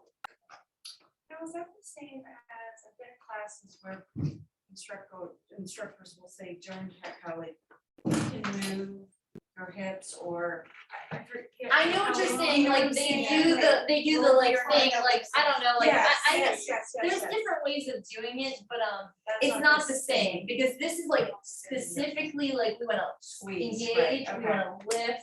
And they're just like saying like to just kind of like loosen things up, I think, Okay, like more of like we're just gonna loosen up, or that's the way I take it. That's right, yeah, Yeah. Because you get more direction if, I would hope, if you want it specifically done like this, you would Right. say like, I want you to, your knees would be wider, you wanna It's like a engage. side crunch essentially. That, I mean, That's really and, what it is. and that's like I mean, that's honestly the wording that I will use, like you heard me say that, and, Yeah. and again, you'll find what wording works for you. Yeah. It's not wrong to say it should feel like a side crunch, Mhm. if that, because some people are gonna be like, yeah, I know that, because I've done a crunch before for my obliques. So, or like, it's like exactly, side crunch, and then that can get people to be like, oh, that felt feeling, just like, when I say the other things about like pelvic floor or the bum, like, yeah, there may be another way to say it, but like it gets people's mind, Yeah, like, right. I did that, I knew Right. that. They visualize it, And yeah. like, it's easier than trying to be like, like, I don't know, finding Too many another words, way, and then it's like, Yeah. then it gets us, anxious, like trying to figure out like, how should I say this? Yeah. So just, if it makes it easier, say it that way, for that person to connect, So are these, things, like more gentle ways of strengthening the abs, like as opposed to like doing like traditional like ab workouts, or are they not really getting to the muscles the same way? oh, it's better than a traditional crunch. Okay. This that's is what I was like- hoping. this Like, is he's like- not doing this. This is like a million times better, because you're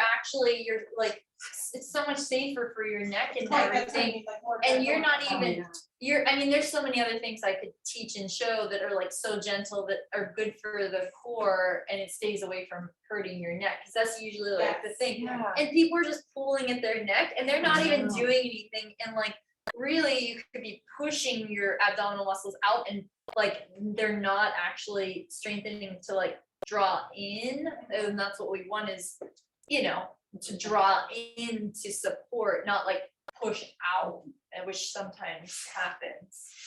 So we haven't really gotten to like sequencing yet, but with like the Himalayan method, we could do like rolling cat cow as part of the abdominal portion of Yeah. sequencing. Yeah. Okay.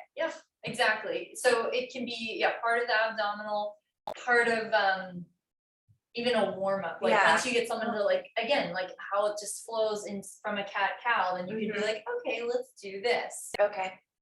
and then you go, on to your next thing, yeah.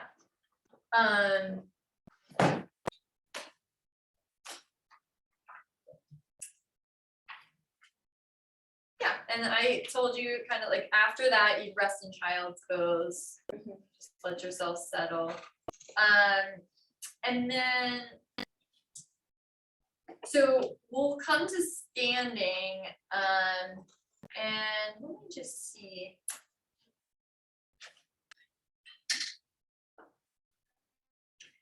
So again, this is like a way of like just introducing, getting into how you would do Agni Sara. So you don't need a block between your legs, but if you want to try standing, so pretty much Agni Sara, the position for it is standing. Traditionally, it's done feet are about hip distance apart, maybe a little bit wider.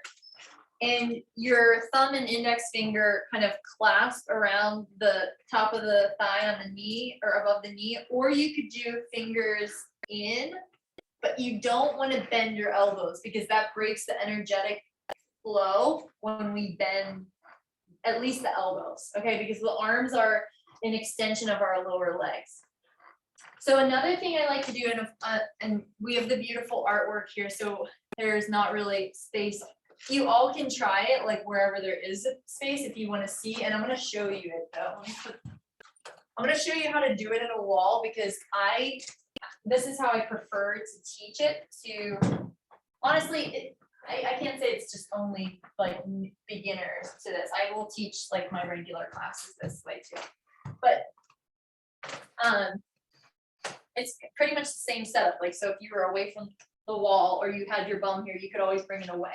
But bum is at the wall, and the first part is just drawing a low belly in when you exhale. Inhale, relax. So you see my upper back stays pretty neutral like I did in the cat cow at first. I'm not doing this. So we're just doing this. So it's getting your bum to rock, like your sit bones will rock on the wall, and you can use it like the floor. So yeah, feel free to try it out on the, you can take time switching spaces or sharing. But you let your sit bones, your bum rock, do the pelvic tilt pretty much. It's exhale, low belly draws in, upper body stays stable. Inhale, you let the belly release. So you're not doing any chin tucking at all. You keep your head lengthened through the crown of the head, and that's going to be probably a more challenging part because you want to keep upper body stable. So do it about like 3 to 5 times. Just exhale, squeeze the low belly towards the spine. Inhale, relax, but don't bend your elbows. At the wall too, one of the things I forgot to tell you, one of the main reasons, if your wrists bother you here, you can be light on your hands because you're pressing into the wall. So you're just lightly resting on your thighs and you are using the wall to press your bum back. Does that make sense? Does Yeah. everyone feel that? My hands were slipping. My hands are slipping and I just sort of. Yes, so it's better to have. Yeah, so then you don't have to, you can just let them rest and then press your feet into the floor, bum into the wall and rock. And you can keep yourself, stable that way. Shoulder away from the ears. 'Cause I feel Shoulders away from the ears, exactly. So if you notice that happening, try to drop the shoulders down. You will, yes. Because that's the main area you're stretching too. When you do that pelvic tilt, you're lengthening all down there. We tend to be pretty tight in our low back, so you may be like, whoa. Yeah, exactly. Good. So take a break whenever you want. I don't want you to do it forever because we're gonna be doing plenty of it, And it's so. only forward. Right. For right now, for this particular one, we're just accessing navel center, think low belly, exactly. Just exhaling, drawing in, inhale, relaxing. So we're just getting used to the movement, because a lot of times when people, when students will do this for the first time, they're like, what the heck am I supposed to do here? So it's just simpler the better. So we're just doing, and I sometimes will say, which isn't probably always the best, but I'll say sometimes like cat cow back, but then that will make them, which is okay. Like actually, when you get into Agni Sara, like I will have you do some of that because there are multiple root locks you're doing, and part of the practice, like deeper practice, is throat lock. And so you would draw down, chin towards collarbone. Oh. So Jalandhara, Bandha, you can have like the 2 root locks down here and then throat.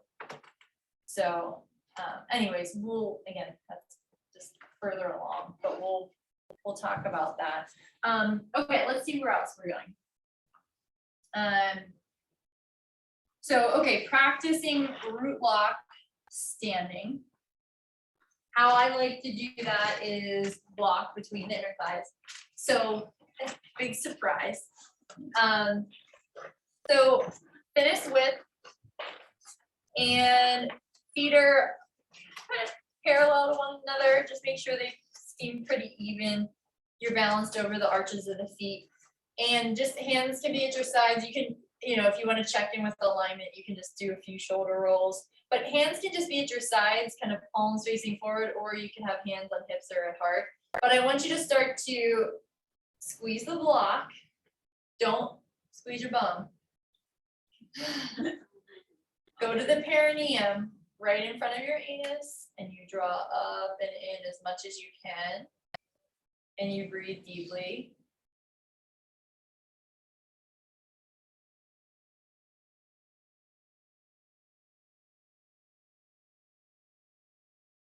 If it is. And then whenever you're ready, relax. So just notice how that was for you. Just notice.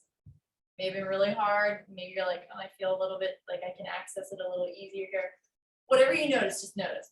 And I want you to do it again. On an exhale, when you initiate the engagement, you can squeeze block, engage pelvic floor, and feel like you're pulling up and in.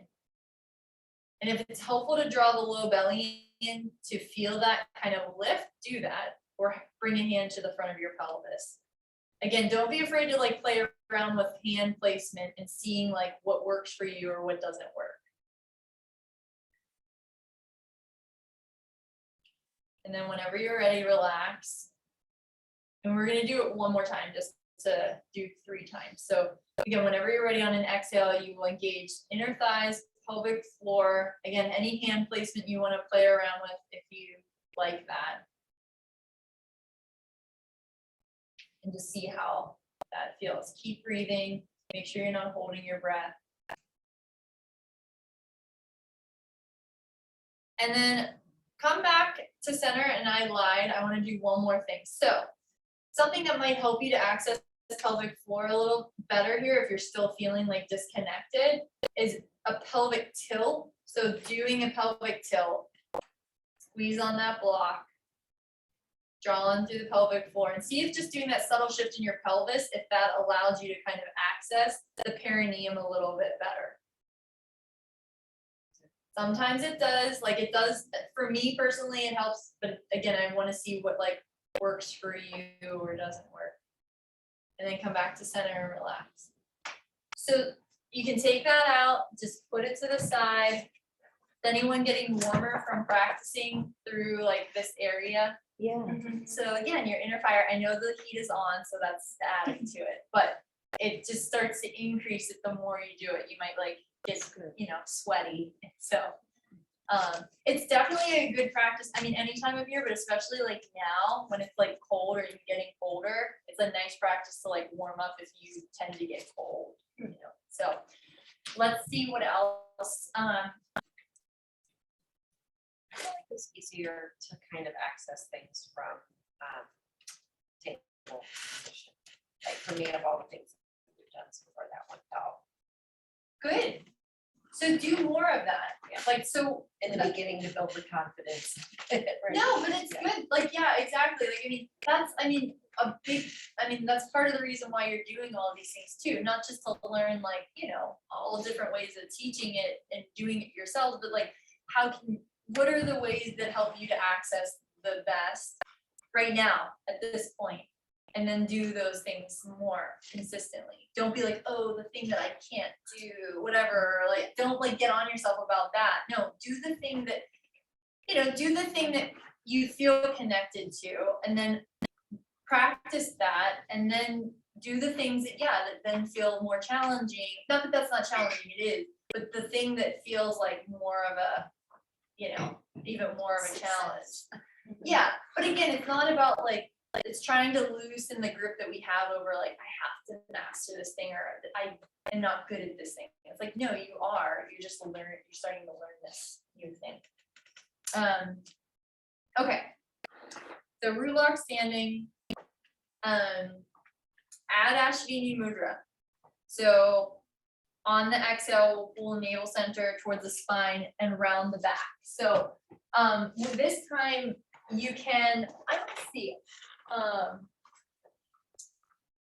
it's optional with block. I can show you, like, I mean, you can do block, actually sometimes helps people access like this whole thing better. But with or without a block, we're going to do Ashvini mudra. So I start bum first because it just kind of makes sense, like bum, pelvic floor, low belly, upper belly. So I, on the exhale, start to engage. Glutes come together. Internally, we engage through anal sphincter muscle. We go to the perineum, we engage. Low belly, upper belly. And as we inhale, we relax our upper belly, low belly, pelvic floor, bum, inner thighs, pretty much. So it's exhale, block squeeze, bum, pelvic floor, low belly, upper belly. As we inhale, relax your upper belly, low belly, pelvic floor, inner thighs, bum, and just keep engaging from bum to perineum to low belly to upper belly. And as you inhale, relax upper belly, low belly, pelvic floor, bum, last. So we'll do it about 4 to 6 times. You're probably almost to 5 or 6. So just go to that, whatever number feels right for you. Notice the heat that starts to build. Again, we're accessing that fire. And then whenever you're done, just come up, take the block out, notice what you notice. doesn't take much to fire things up, right? Yeah. Or you're seeing. So again, it's a good, like, and just notice again, I'm really big into noticing the effects of your practice. So not just blowing through to the next thing or like, just like, okay, what's next? But like, tune in when you come out, notice what you notice in the area you just worked. Like, is it, again, warmer? Does it feel more spacious? I mean, whatever words, whatever comes to you, you know? Okay.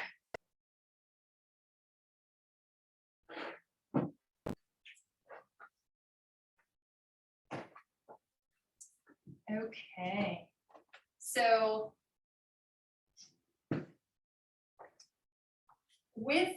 so the practice, so on exhale, lifting one side and then the other. So, okay, practicing with root lock and Ashwini Mudra. So I will show you this. It's kind of similar to the cat-cow, two-part squeeze. And this is just another way of like warming up. It's not just specifically for Agni Sara. You can do this at any time. So I'm gonna stay on one side for 5 and then I'm gonna go to the other side. So it's pretty much the same thing you did on all fours, but on your exhale, I start to collect bum, pelvic floor, low belly, and I squeeze my left side. And then I inhale, come to center and release. So I exhale, start to squeeze, come up, inhale, relax, come down. And probably to make it less confusing, forget about the root locks. And I just want you to focus on your abdominal squeeze. So get the root lock thing that I just said out of your head and body. Don't do it. I just want you on your exhale to go to the left shoulder towards the hip, squeeze there. Squeeze your low belly, come into a cat position. Inhale, relax everything into cow. And just keep going to the left for 5 breaths. And you're pretty much doing that cat-cow movement with the oblique engagement. After you do 5 on one side, I want you to come out of it. And I want you to rest and notice what you notice on the left side.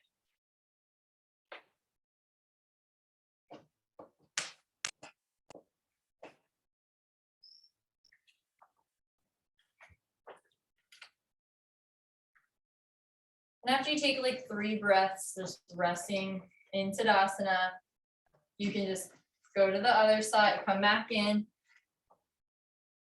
go to the right side, it's exhale, right shoulder towards hips, engage your oblique, draw in through the low belly, into cat, and then inhale, cow, relax everything. And 5 times on the right side, slowly churning.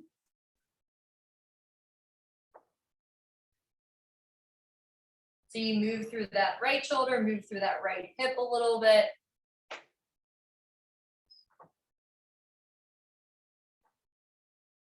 Try not to do a crunch on your neck. Again, just being mindful of that. And then after the 5, you come up, again, relax. Notice both sides, just subtle changes or if they feel more balanced.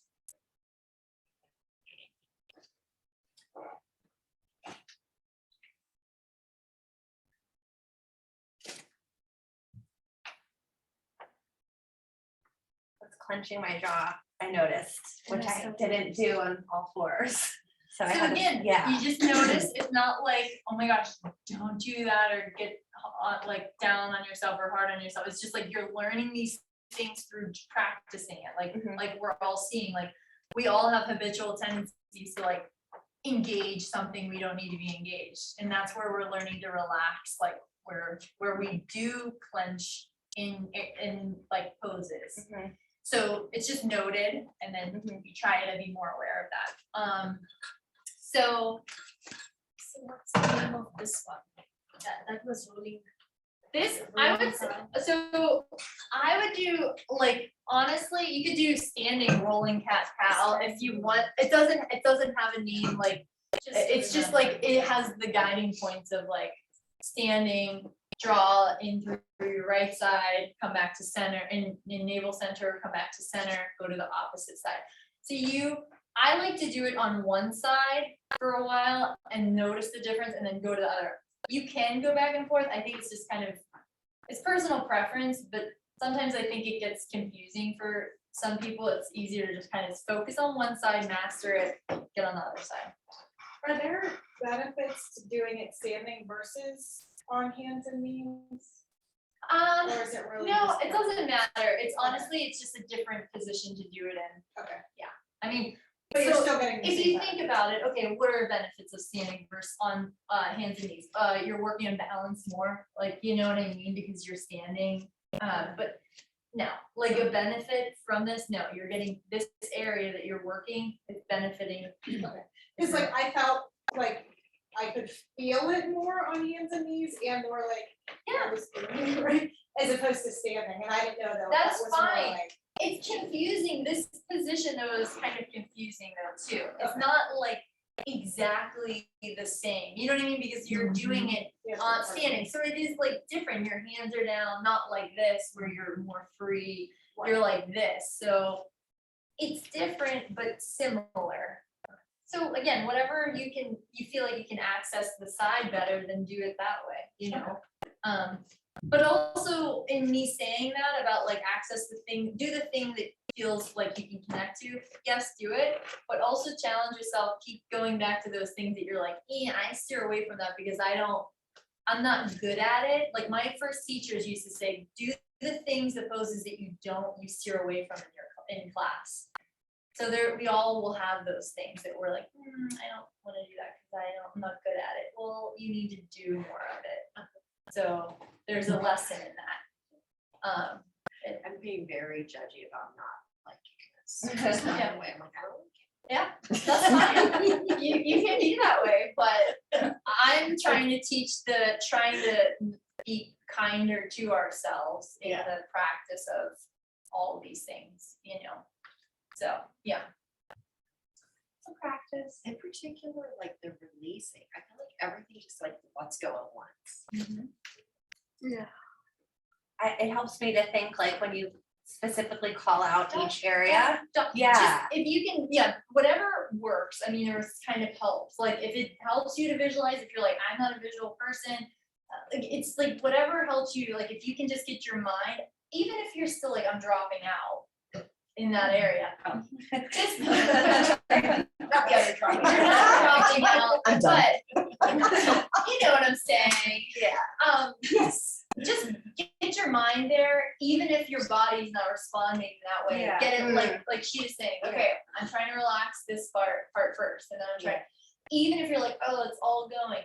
Don't get lost in the weeds of it's all going. Just keep your focus on the area where you're trying to engage. Because we get lost in the weeds of like, oh, I'm not doing it right, or oh, this isn't working, and then it just spirals, and then it's like, no, it's not helpful for you. It's like, just get back on track. What are we trying to do here? Okay, we're almost done, I promise. Well, not really. I don't promise. After exhale, hold breath out. Okay. So Agni Sara. So the practice, and I'm gonna show you like how, and I'm gonna read from this other manual because I like to, just so you can hear how they describe it, and then you'll hear how I teach it.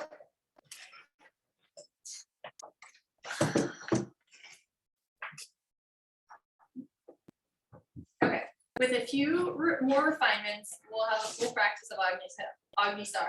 This requires a sequential contraction and release of the abdominal muscles.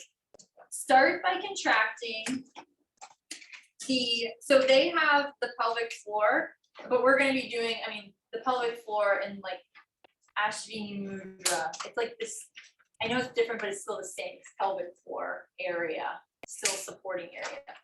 So contracting pelvic floor, but I would say like bum, like I said, pelvic floor, the lowest portion of the abdomen, just above the pubic bone, as you begin your exhale. Then contract and pull in the upper belly. So it's bottom, so bum, pelvic floor, low belly, upper belly. When the whole abdominal wall is strongly contracted and drawn up and in, and the breath completely emptied out, suck in the diaphragm under the ribs. Immediately release the diaphragm and begin the inhalation by releasing the upper abdominal wall above the navel center, then release lower belly, continuing to inhale and release your pelvic floor and then your bum. So without pause, begin to engage again. So you do this rolling engagement. So don't worry if you don't feel your diaphragm moving up under your ribs. Instead, concentrate on smooth, deep wave-like contraction in your belly. So the whole sucking up and in, which I'm going to teach you and talk about. Don't worry about if you're like, I can't get that. That is like too much. Just forget it for now. So turning the exhalation around into the inhalation while maintaining the contraction of the lower abdomen. What have we been talking about that's hard to do? When we inhale, it drops. So we're trying to inhale, keep it still drawn in, and then slowly release. So this is a crucial point. Keep the lower belly and pelvic floor contracted and pull up and in, and release the upper abdomen. Notice how you can work the diaphragm independently of the lower abdomen and pelvis. So I will show you that. I feel like it's been helpful when I've had teachers show us in class. Again, it doesn't matter how it looks on me and how it's going to look on you, but it is, I think I'm a visual person, so I feel like that's been helpful when I've seen it. Even if you look up like videos online of it after this class, like, again, it's sometimes easier to like see what they're talking about. So the main thing here then is a few things. So the drawing up and in of, so when you're done, like at the end of the exhale, and I'll lift my shirt to show you this, but you will suck up and in, or try to, under like your stomach, up and under the diaphragm, or like the rib cage area. And then as you inhale, you relax and you let the belly, upper belly, low belly, pelvic floor bump. So it will, but the main first part of Agni Sara is, okay, we're doing just bum, so root locks, low belly, upper belly. And then we're releasing upper belly, low belly, pelvic floor bump. The sucking up and in, the way that I explain it, and I've taught this for a long time, I still have not found like a way that is like easy to explain. I think of, so if I do it and I'm talking, I think of, it's like you're trying to take an inhalation with your mouth closed and you're not inhaling through your mouth or nose at all, but your stomach like pulls up and in. And that's At the end of the exhale, end of the, you like it's an your end of the exhale.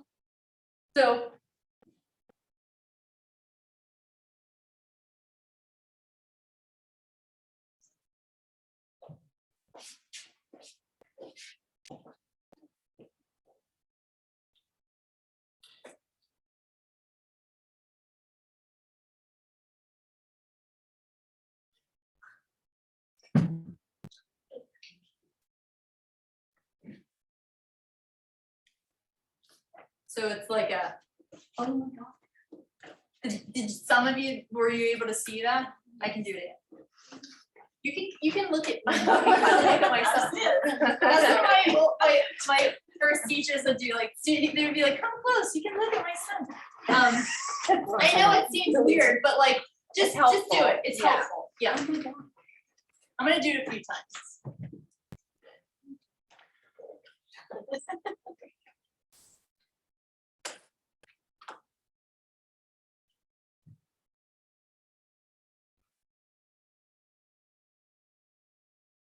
Wow.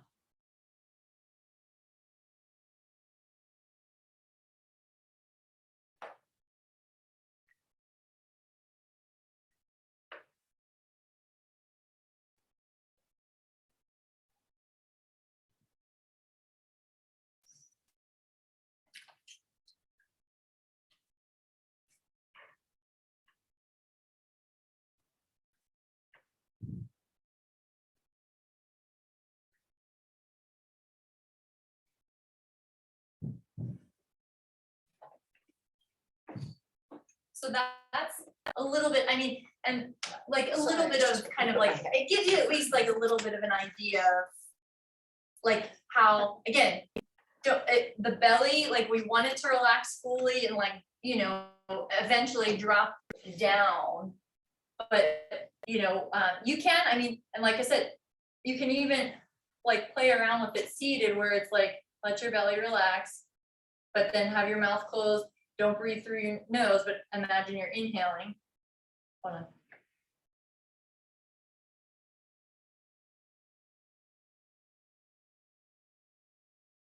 So it's a little different, but again, you can still kind of practice it in like a seated position. If we're thinking again about kind of like coming from the bottom up, is the diaphragm at the top? Like it's the, Diaphragm is like an umbrella that's like, yeah, that separates the lungs from the lower organs. So yeah, so Okay. when we inhale, the diaphragm goes down, our bellies, our internal organs are pressed out because there's not the room. And that's normal, we want the belly to relax. yes. But then when we exhale, of course, we don't want to just always be squeezing our stomach, but like for this practice, we draw in, the diaphragm moves up, there's more space for the internal organs to move in, our lungs are empty, and that's when you're pulling up. And so when you release all of your breath, it's almost like right here that you're thinking about. Think about Yeah. right here, yeah, Okay. like under, like the sternum, like breastbone area, like, or where kind of like a, I don't know, like a bra kind of would sit. Yeah. But just think, yeah, Okay, that is where you want to think of pulling up. So don't, again, that's like the kind of the height of the practice, but just, I want you to get into playing around with, again, the first part of just, not the first part, but like the whole shebang, and do that about like, you know, whatever, 5 or so times, again, without the whole like sucking up and in. And then whenever you're ready to start to do that, you can take a break, and then when you're ready, you can start to, like I said, at the end of the exhale, you hold the breath out, feel like you're gonna inhale, and then you relax down. You do it like for like a little suspended, like a few seconds, like a second at the end, just drops, and then it drops. But it does. It's so hard to just do it smoothly. Oh, I know, it is. I haven't practiced it in a while consistently. I am on and off with it. So like I felt the same way where it was not very, so don't think that I'm like, you know, I feel similar things like with the whole dropping out. It is hard. So again, it's not about perfection or mastering it. It's just like we're just starting to get into the feel of it, get the feel of it. Yeah. So, and didn't think of how much you're strengthening like all this area, like, you know, everything here. Like there's so many good things going on. The founder of the Himalayan, Swami Rama, used to say, or this is what I was told because he is no longer living, that if there was one practice you could do for the rest of your life, it would be Agni Sara. Because you can do it like, you know, pretty much in different, you don't have to just do it here, you know, you could do it in different ways, kind of like how I showed you. So yeah. So again, feel free to practice it. I can come around, I can, you know, answer questions. Can we do the same small too? Yes, yeah, use the wall. Here, and there's small space here.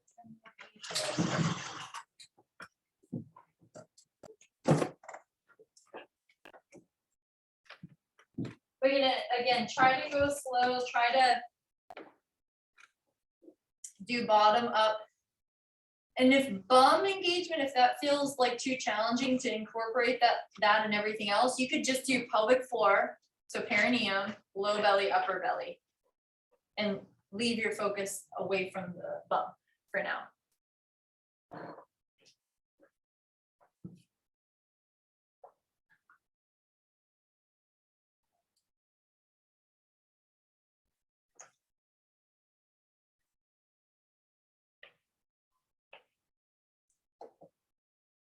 And again, it's a lot of movement in your pelvis.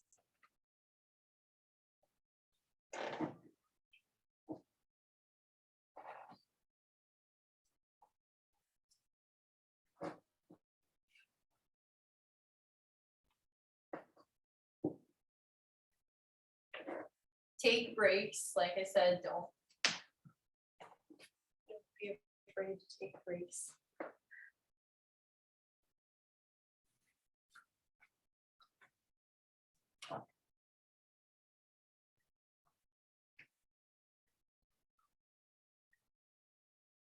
But Agni Sara requires long-term training and daily practice is a must.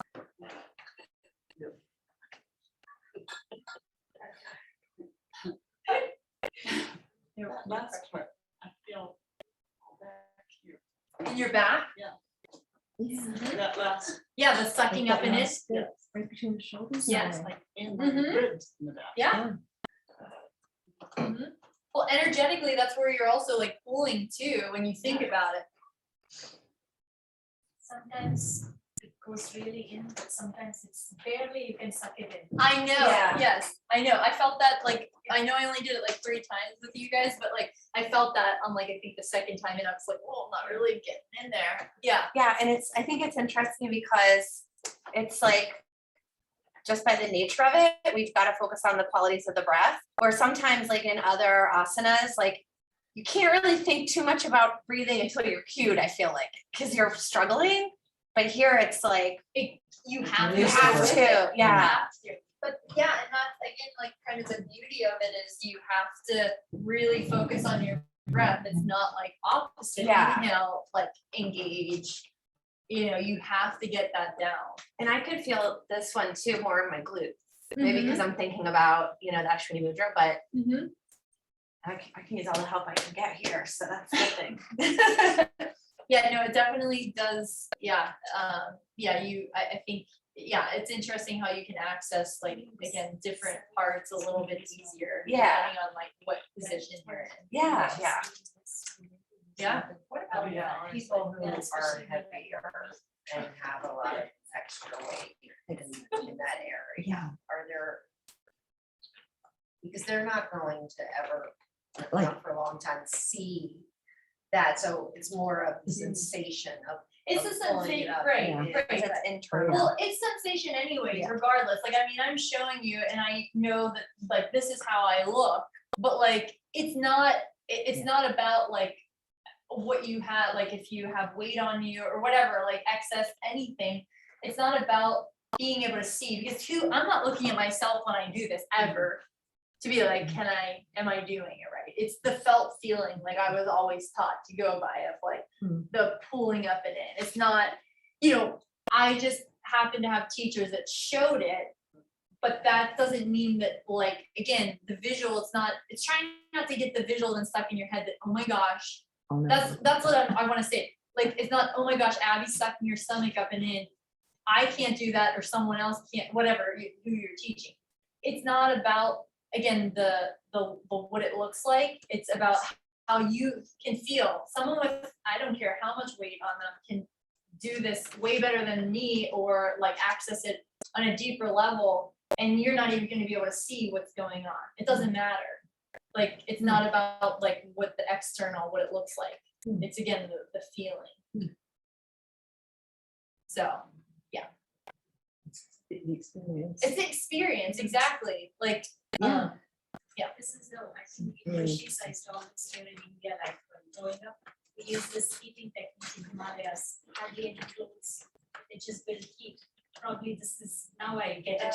yeah, Probably this is the one, like, yeah, all these monks and rishis in India, like they in cold weather, they just get heat just by breathing. Hardly any like not down jacket or anything, just like basic. no, that makes sense, Yeah. yeah, and I Now mean, I know, like after the I get this- connection, Yeah, yeah, kind of, yeah, because I How it just couldn't works. get it like. yeah.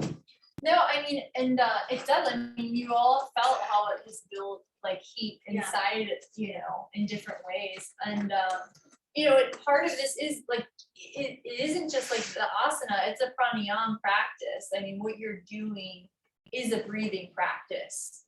in the asana. So that's something else I didn't mention, but like that you were saying, like how you have to link the breath and movement, like, yeah, and it is like specific breathing practice too.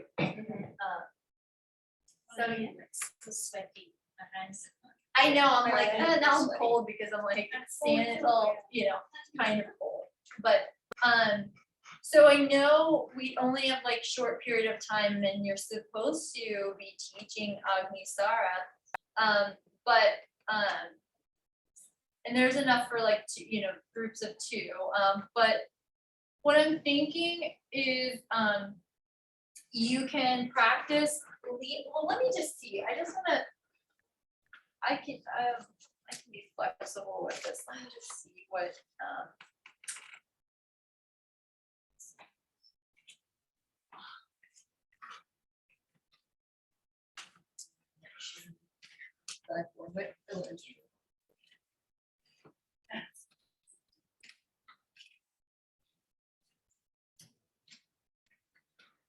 no, actually, it's not, I lied, whoa, I probably scared you. Oh, good, that's like, So.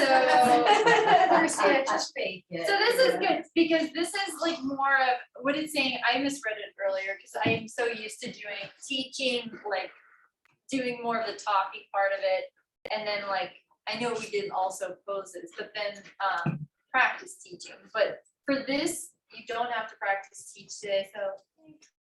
But I need to practice that on Yeah, myself a so, little but this is, so that's what it's asking of me is to teach you a class, which I feel like this has been all today has been like a class of different, you know, like how you could do the practice of Agni Sara, like from beginning to the full completion. And Yeah.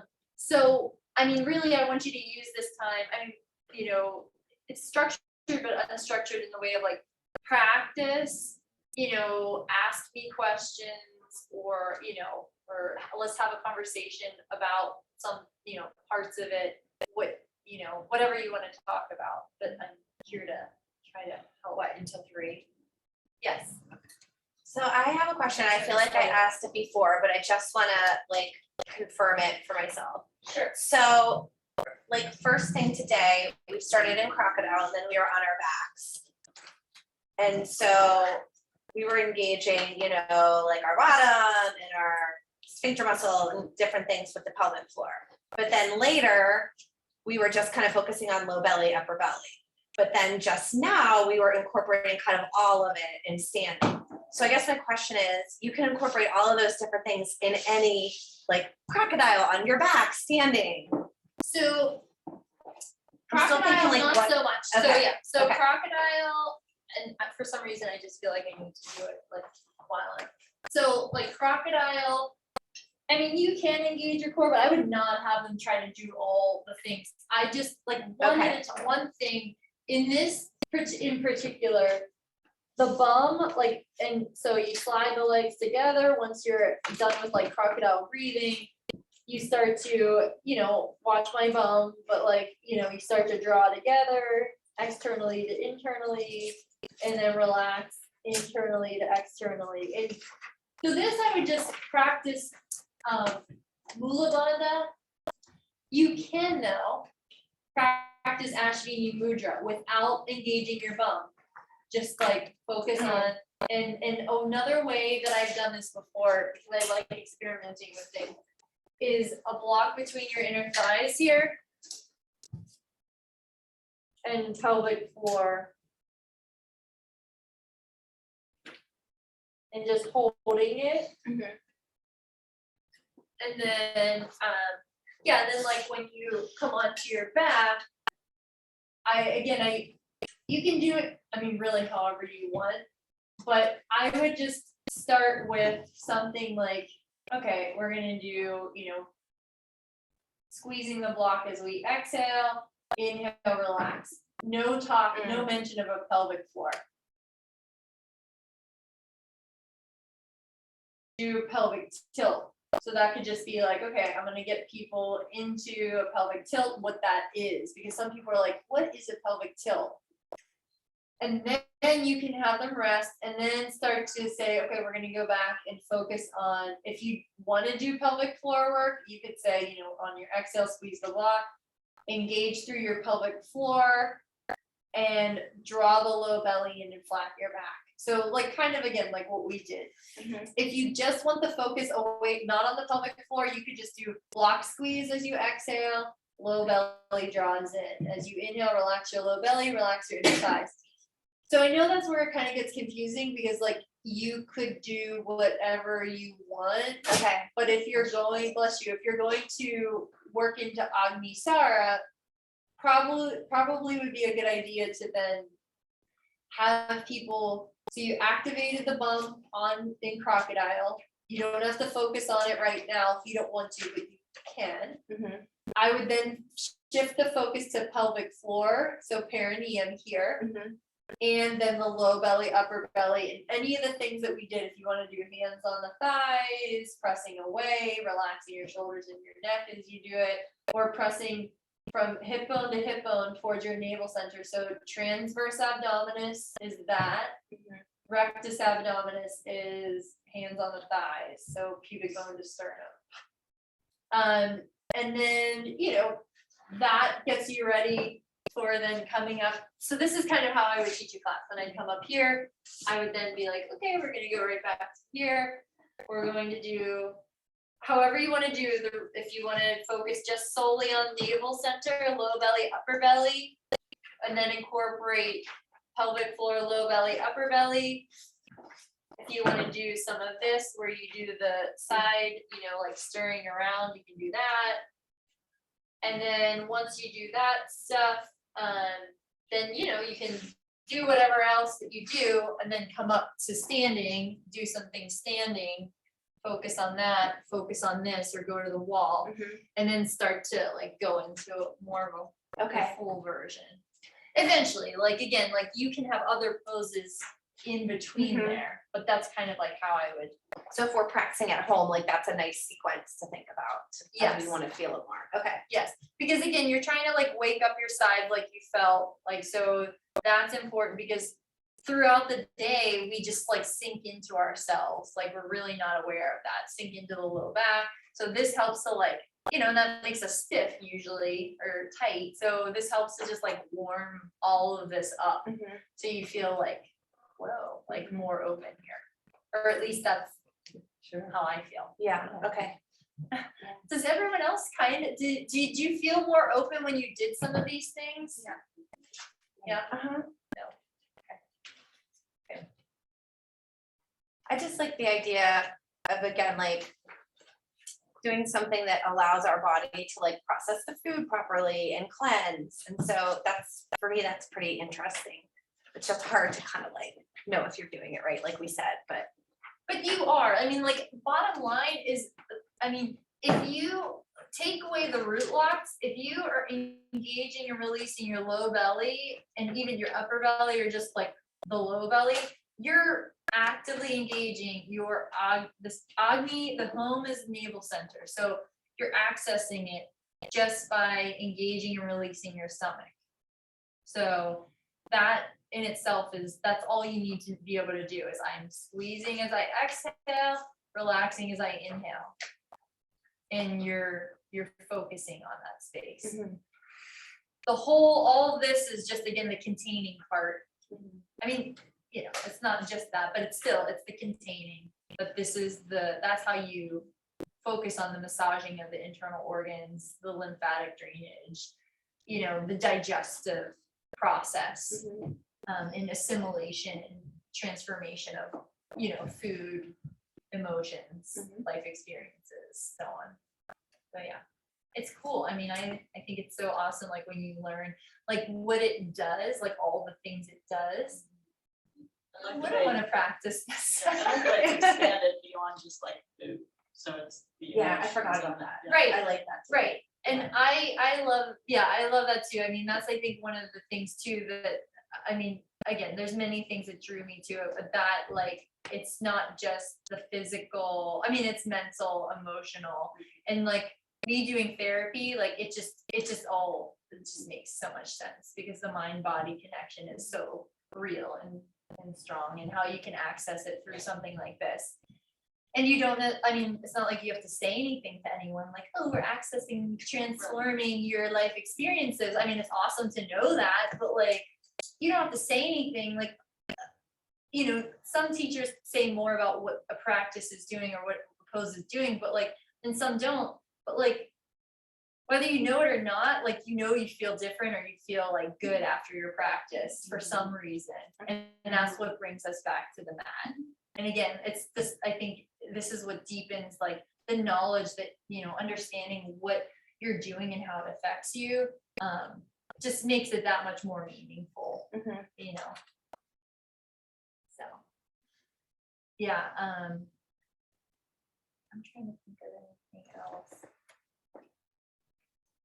When you were talking about toning, I remember a long time ago, a very fit woman said basically the only thing that she does, that she attributes her toned abs to was staff pose. So that was interesting. And I'm thinking about what you're saying, and I'm like, all I think that I would be able to do is like draw the abdominals like up, back, but not a lot of this other stuff. I think that helps. Well, we're gonna be doing, I was gonna say forward bends tomorrow, so that's a lead into, I mean, we can talk about that tomorrow, maybe even for staff pose, you know, yeah, I mean, who knows, that's her own experience of it, who knows, you know, like I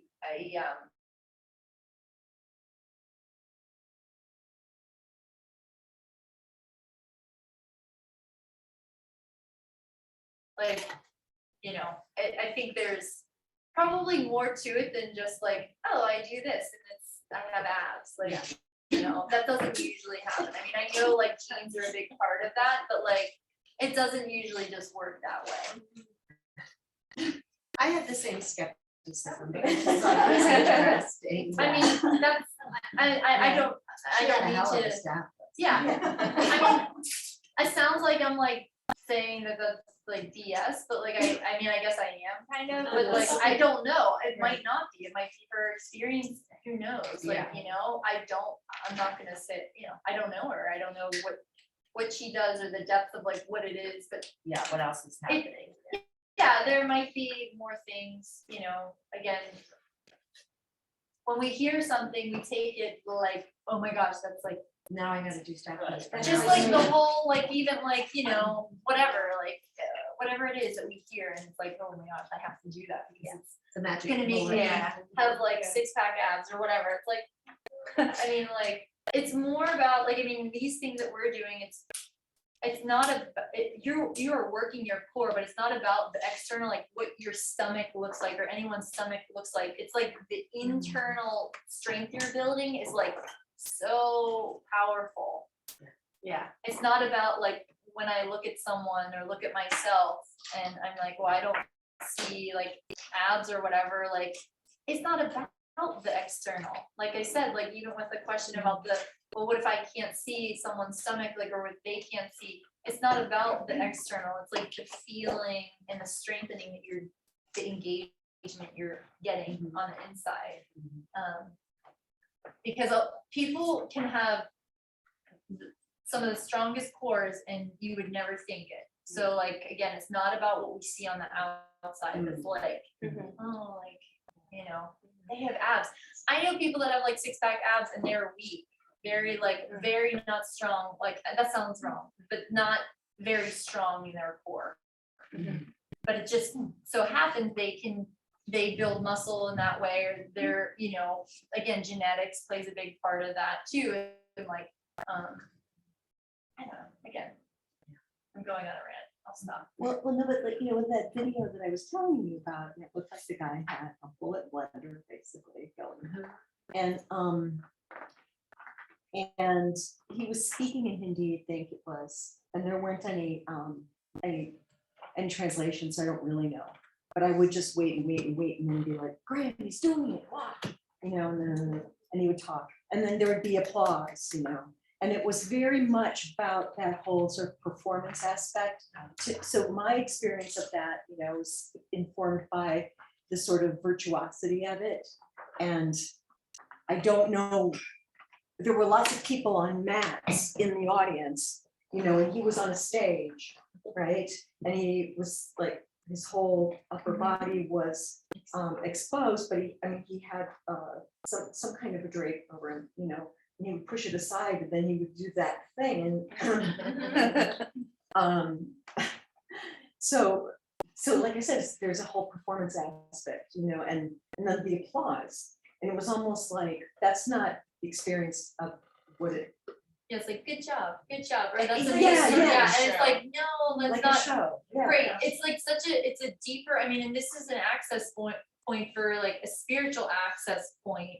Like, and that's again, like, yeah. So when we're talking like, again, like these, like you're saying with like, it's like a show, but like when we think about what you're actually accessing on a deeper level, it's not about it's what not it looks about again what it looks like. It's the felt feeling in like in what you're doing in the inward focus, because that there's no way you can be inward when you're then having like, that's it's just that is more of, I don't know. I don't know. I shouldn't say that it's more don't know of what because that I don't know. context was, But yeah. Again, just saying, I guess broadly, like it's not, it's not about that. It's more of an inward focus and more of like your inner experience with it. Yeah. Well, and there's a Himalayan Institute video of, Sandy Anderson does it. If maybe you look that's her what up, it is. she's really good at doing it. I remember watching her. I don't know who you were gonna There's say, some but recent, I think, I can't remember the name. okay.